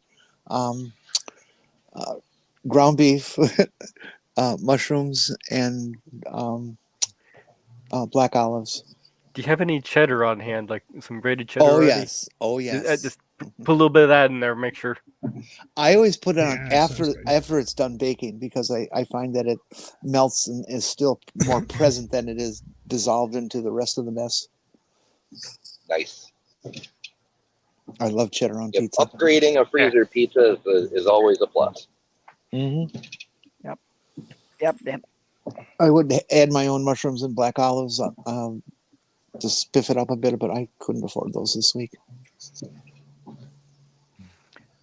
Yeah. Mushroom sausage and black olives is my default pizza. Yeah, see, I don't like it. Fluff Girl always knows to order me that if she doesn't get a chance to ask me. Pepperoni, mushroom, and cheddar.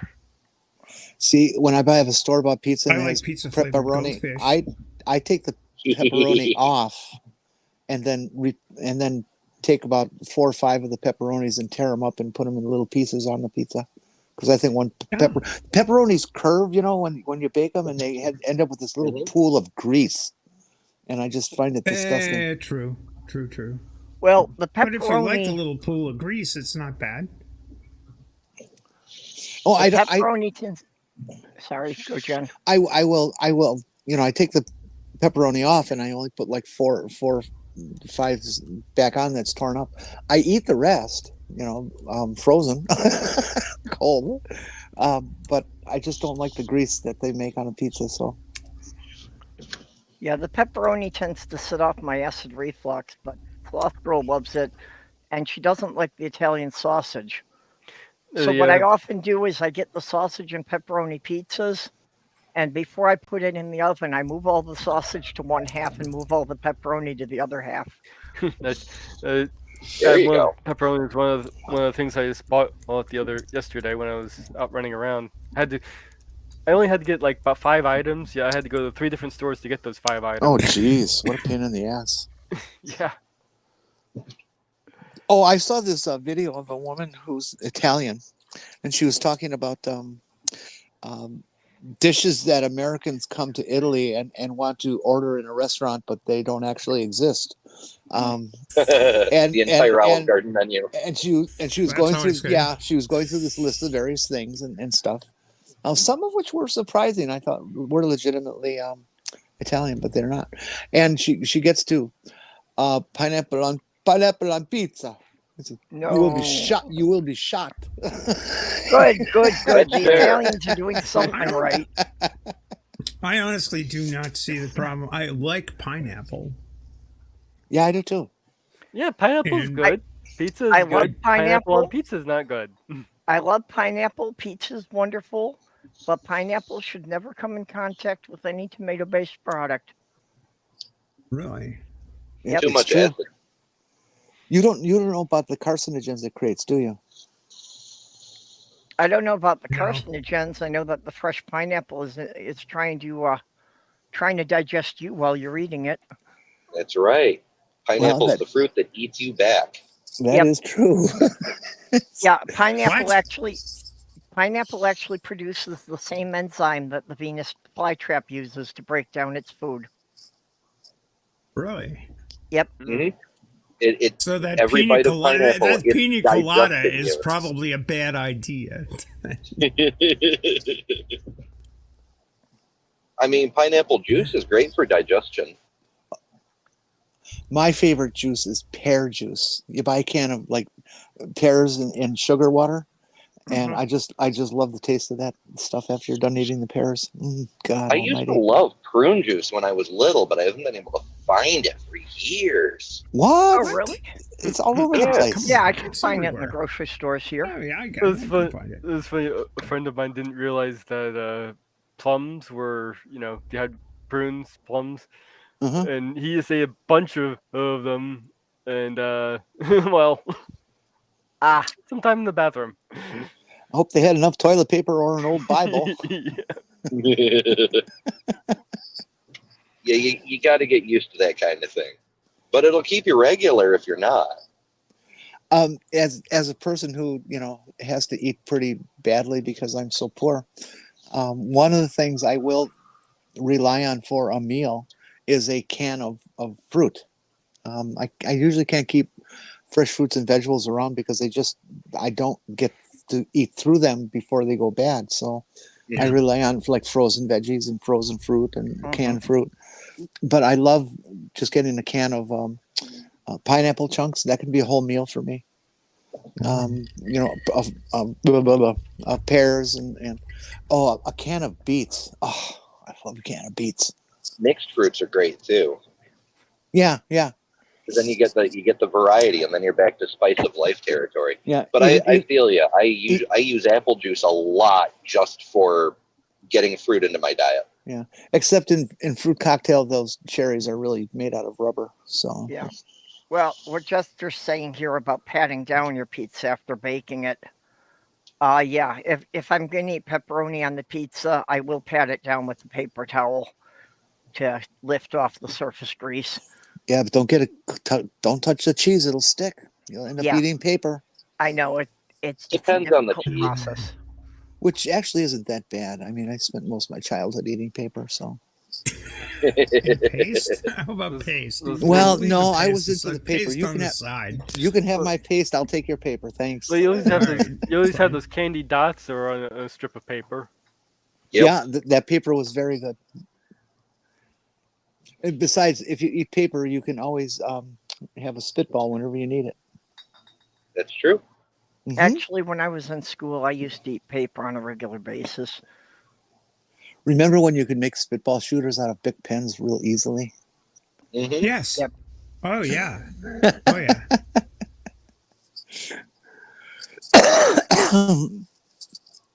I used to make makeshift straws because I didn't like sipping out of cups.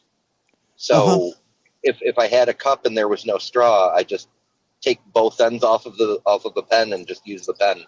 Well, what about the vent hole? So what now? There's a vent hole in a Bic pen, about halfway down on one of the sides, and it's just a little hole probably about a millimeter in diameter. Oh, you mean the clear plastic pens? I've seen those. Yeah. I use the ones with the thick, hard white plastic. Oh, those. Yeah. Well, Oh, the side fake, vent hole. the fake big Bic pens. I've always been for.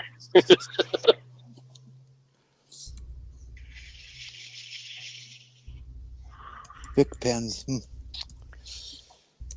And Actually, Did you know that Pens and lighters. pen caps kill 13 times more people a year than great white sharks do? I've heard something about choking on those. Yeah. Huh? Yeah, people like bite their pen caps off or chew on their pen caps or whatever, and they end up inhaling them and choking on them. That seems unwise. You know, cows. It's not many. It's like 120 a year, but it's still 13 times more than great whites kill people. You know, cows kill more people than sharks. Cows hardly ever believe kill it. sharks. That's true. That's You true. know, tragically, there was a young woman who wandered into the shallow waters of out around Harpswell. Forget what that bay is. And great white paid her a visit and chewed down. That's so good. I was at moral of the story is don't look like a seal when you're going into the ocean. I was to the Atlantic Ocean once at Ocean City, Maryland, and you know it was 64, so I was just a kid, and we did a little body surfing and all that kind of cool stuff in the ocean, and just thought it was really neat. And I caught a starfish by chance sitting in the shell of a crab, and I would never go back in the ocean. Now there's too many sharks eating people. I love it how autocorrect turned steamed into streamed. It's like, oh, I didn't even notice that. Wait a minute. But yeah, I love steamed artichokes too. And one of the cool things is how easy it is to do steamed artichokes in the microwave. Oh. Basically, just rinse the artichoke, underwater, and put it in a container with, a loose lid so that it can vent out some of the steam and pressure doesn't build up. And just zap it in the microwave for about 6 minutes, and they come out wonderful. I do that with broccoli. I'll have to try that. You can also cook sunflower heads that way if you get them before they bloom. Mm-hmm. Does anybody make hard-boiled eggs or soft-boiled eggs in a microwave? No, I don't do eggs in there.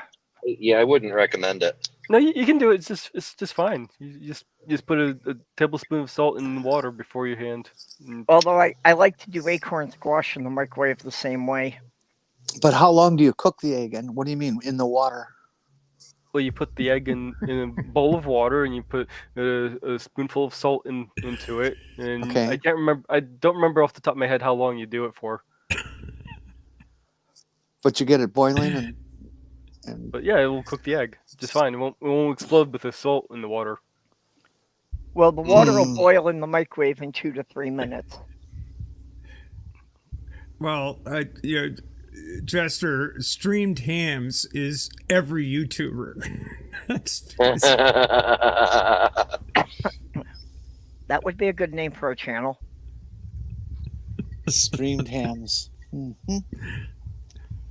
Well, it's also a Simpsons meme reference. Mr. Shadow Kitty, I knew there wasn't a reason we didn't shut down half an hour ago.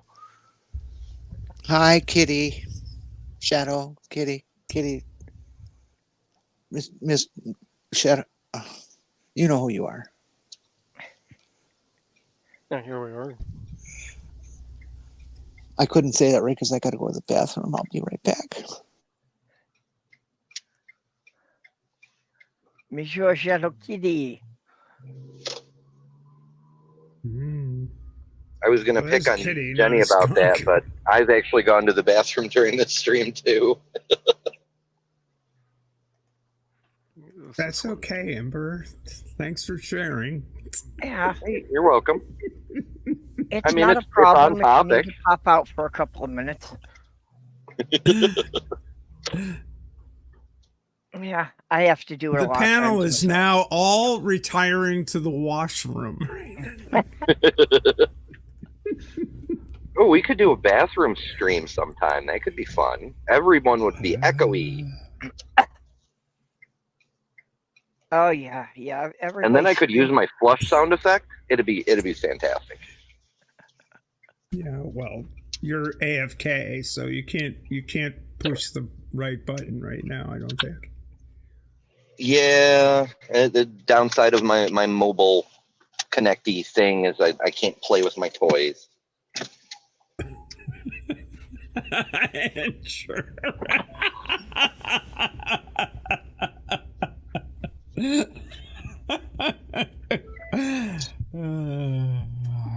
Yeah, about right.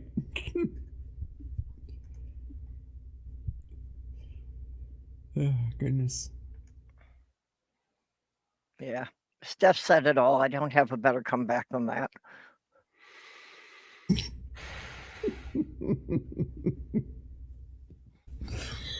Okay.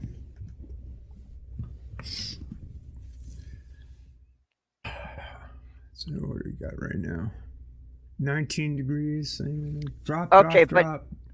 if we were doing a bathroom stream, would the cats be required to stay in the litter box the whole time?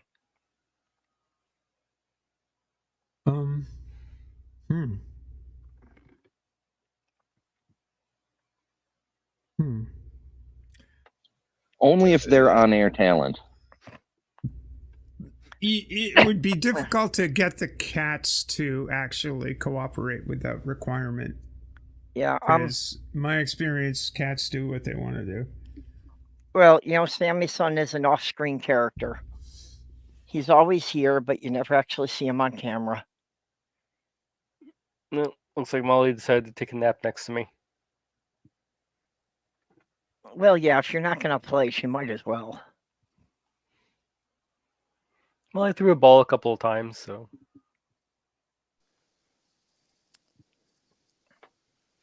A couple of times. Yeah, only a couple of times. Yeah. Edger, what are you talking about? Stop that. Okay. Here we go. All right, let's slice open these eggs and see how they turned out. This first egg is our 6-minute egg, and it should be quite soft with a liquidy yolk, but the whites should be fairly cooked. Yeah. These were done For our 8-minute egg, the yolk will still be soft, but it's not liquid or jammy anymore. That's a Our microwave 10-minute egg. egg is the softest of what I'd consider hard-boiled, and there's just a smidge of softness left in the yolk. Our 12-minute egg is a bit firmer with a lighter yolk, and this is the time I cook most frequently when I make hard-boiled eggs. Lastly, our 14-minute egg is your traditional hard-boiled egg with the lightest yolk and a firm white, but it's not overcooked and there's no green tinge around the yolk.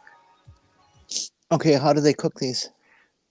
Like I said, Yeah, I'm curious. Like I said, you put them in a bowl of water. You put a spoonful of salt into the water, and then you cook them for the time that they suggested. In the shell? In the shell, in the microwave. Oh, okay. But Interesting. 10 to 15 minutes, I can do them almost that fast on the stovetop. Yeah, I was just gonna say, except the dog started barking when I walked in the door. You can do it on a stove in 3 minutes, so it's not really a time saver. Though you don't have to watch it, is the thing. Oh, no, I've got a way to do it. You don't have to watch it either.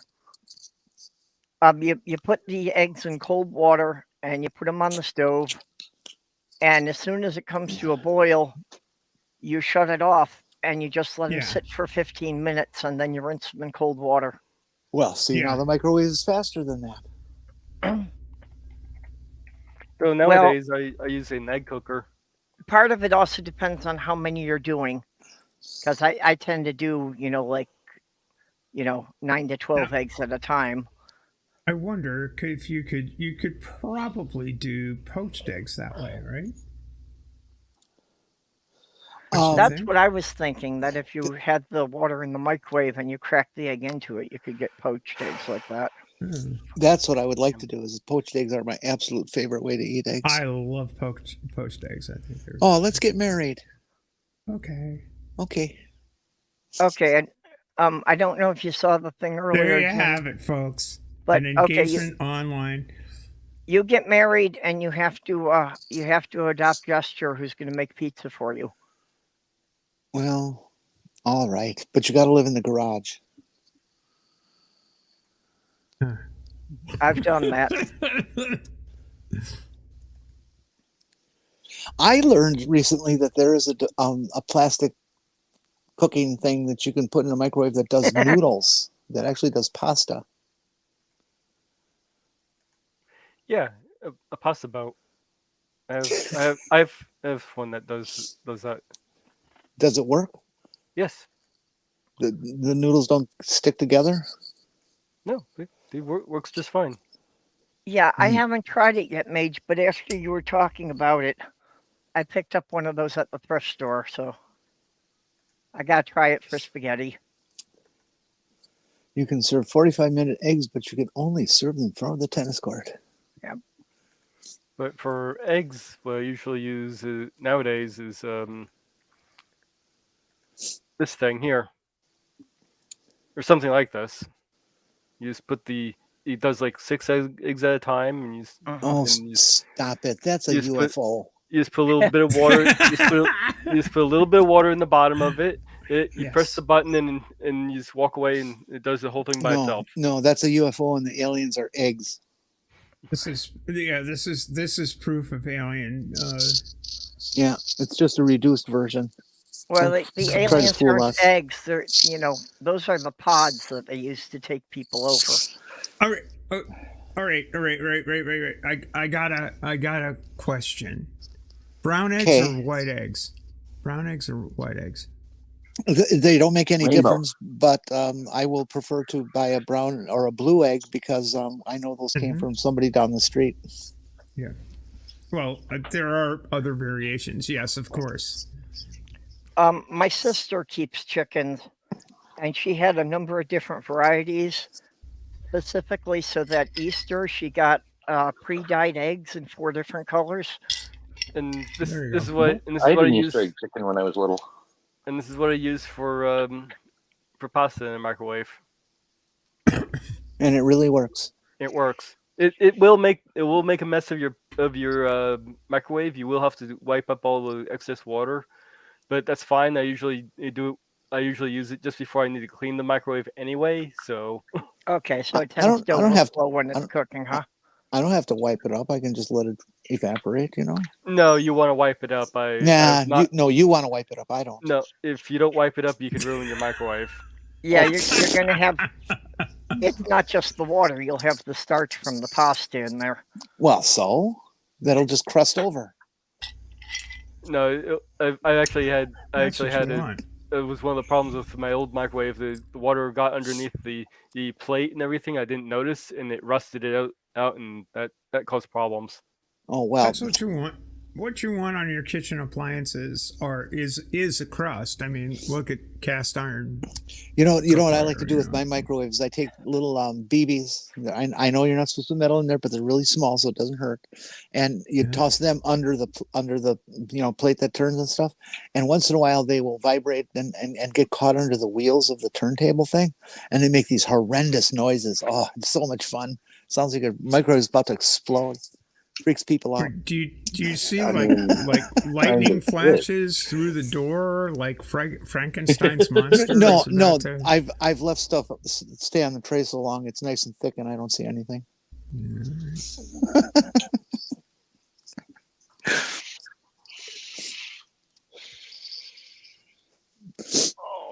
And I still haven't figured out how to make my beeper go off. Just stop beeping. Well, mine has a feature where you press and hold the 8 button for a few seconds and it'll beep and then it won't beep anymore. It's a silencing feature. What brand? Toshiba, I think it. One of those TV brands, huh? No, TV, computer, microwave, stuff. Yeah, I don't think I can shut mine off. One of the ways I use my microwave, what I think I'm just brilliant for doing, is I will, if I want baked potatoes, I will start the potatoes in the microwave. Then I can nuke them for about 3 to 5 minutes, even for a large Idaho baker, and it will start the cooking process so that you can reduce the oven time to like 20 minutes, half hour. Did Ben Franklin invent the microwave oven? Yeah, well, him and George, what's his name? Westinghouse. No, that Congress liar. What was his name? Oh, Santos. Yeah, Santos. Yeah, Yeah, I wonder how he's doing these days. I haven't heard much from him. Well, I don't know, but if you got $500, he'll make a recording for your answering machine. There you are. Yeah. That's what I got. Nice. Well, that's a nice looking one. I got a Hamilton Beach that's red, and I got it from eBay. Some guy was selling it from a Walmart. Big, how they buy that shit that's lost in shipping and stuff. I don't know how they get it. Yeah, the liquidation stuff. Yeah. The price was a little bit higher than what I wanted to spend on a microwave, but it was worth it. And it was about the only microwave I could find that had all the features I wanted and some. What features does a microwave have? It's like Why are they microwaving babies? I'm curious. Oh, they stay really juicy, but still get tender. Well, one of the things I was looking at was the wattage, the size of it. I needed a certain size because I only have a certain amount of space, and I wanted a certain wattage for it, and I could either find one or the other, but not both. And this was the only one that had the right size and wattage I was looking for. Yeah, I want one that will not only cook my food but also dry my clothes. And this one also had this neat little silencer on it. I mean, that image is just wrong. I'm sorry, but it's wrong. It's wrong. That's not right. There's something desperately. Actually, this looks like an updated version than what I have because the buttons are a little bit different. But if you cook them right, they're much better for hash. It's. Oh, wait, no, it's the same buttons. Okay. The fuck? God, I love you, Steph. You're so easy. You're a comedian's dream. Speaking of comedians, has anybody listened to the fake George Carlin thing? I haven't. I came across that, but I didn't listen to it.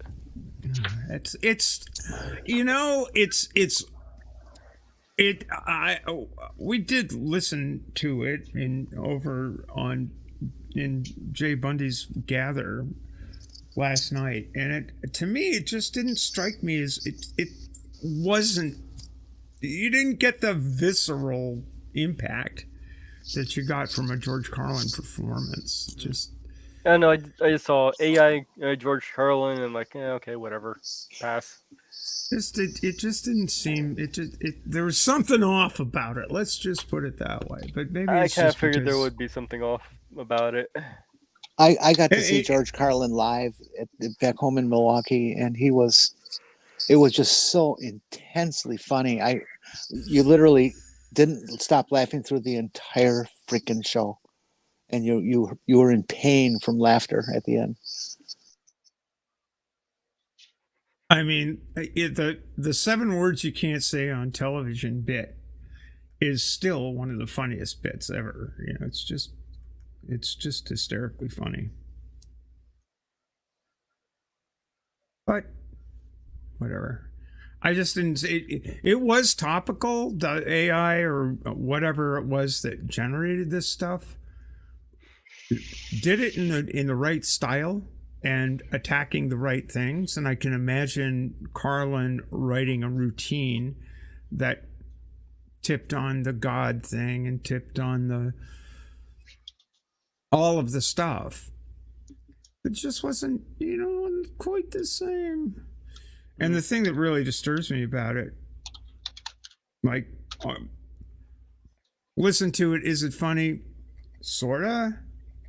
Couple of laugh lines there, but it kind of pisses me off that the people that did it never talked to his daughter.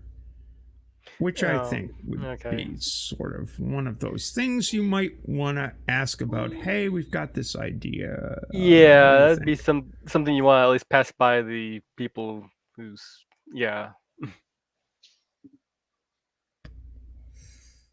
But yeah, Colin and whether was or one not funny dude. it was original written material or if it was, clones of stuff he's already done. Well, the rap is that what they did was they fed all of his opus into an AI and asked the AI to put together a routine and generate a AI voice that sounded like George, but it's just I haven't seen it. It's like I'm sure they can get the voice and I'm sure they can get the appearance, but they're not going to get the personality. Maybe we should start wrapping up here. Oh, that's right. We only got 5 minutes. We don't want to have to go another hour. Oh shit, we don't want to have to go another hour. God, I can't stand you people that much. Neither can I. Okay. Well, who's got anything they want to plug? Wine. Wine should be plugged. Don't you need to unplug it to use it? Yes, but you should keep the plug so that the flies don't get in. Okay. Mm-hmm. But well, Ember, you must have a live stream coming up sometime in the next week, huh? Oh yeah, I have my normal Sunday show, and occasionally there's random live streams like we did yesterday. You never know when I might pop up or where I might pop up or what I might do. But yeah, the regular Sunday show is at 8 Eastern, leads into Maya's Bad Science Sunday, which if you haven't checked out is one of the very best things on YouTube. Let's see, I'm on Mark's on Saturday for the debate review. We alternate between my channel and Mark Reed Atheism. This week is Mark's week. I don't know what the debate is yet. He hasn't shared it with me, so it should be a surprise for all of us. But before that, I'll be on Nara's channel, Nara the Atheist, debating B.S. Lewis on whether or not Jesus was the Messiah. And we're both being devil's advocates, so that should be really fun.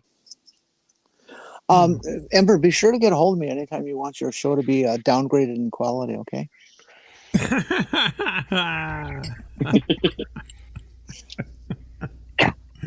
I do have to agree with Doorknob Head here. Boxed wine is wonderful. It keeps it so much fresher if you don't drink it all at one time.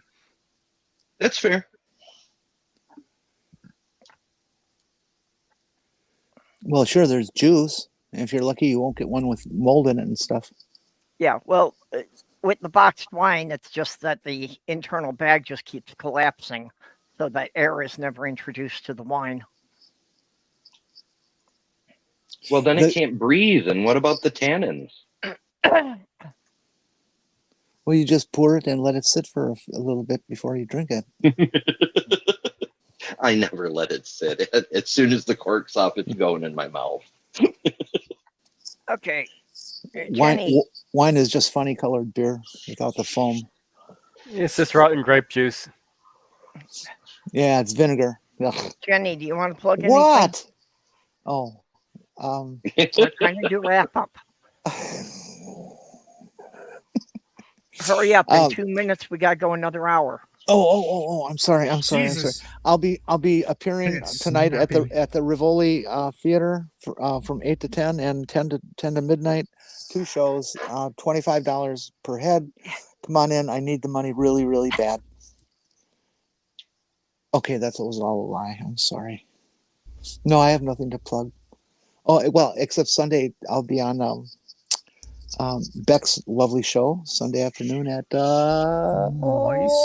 4 p.m. Central. Actually, I think Beck does it at 420 Mountain. Well, I don't do that 20-minute thing because every time I've waited till 4:20 or whatever it is, the show's been going on for 20 minutes. So you could tell by the little clock in the corner. Yep. So I just figured it was his way to get rid of me for 20 minutes. Okay, Steph, what about you? Well, you know, my usual pop-up schedule pops up from time to time.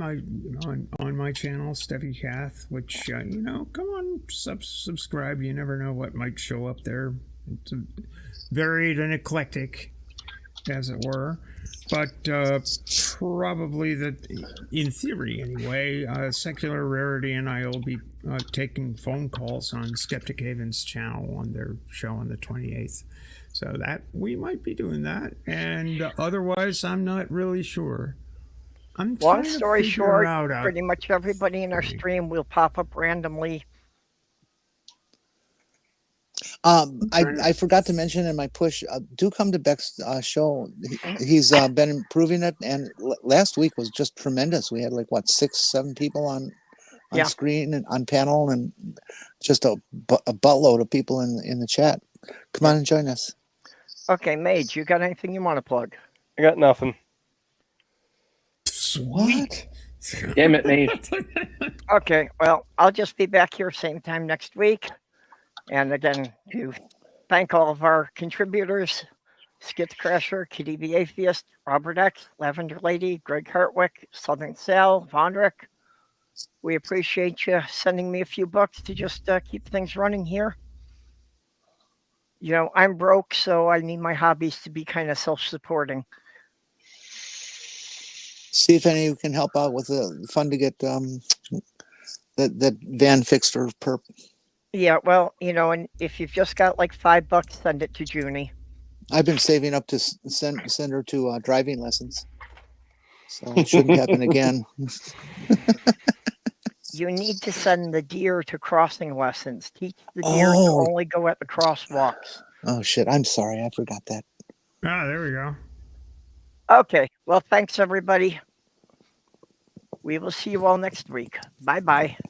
Don't get caught. Bye. Well.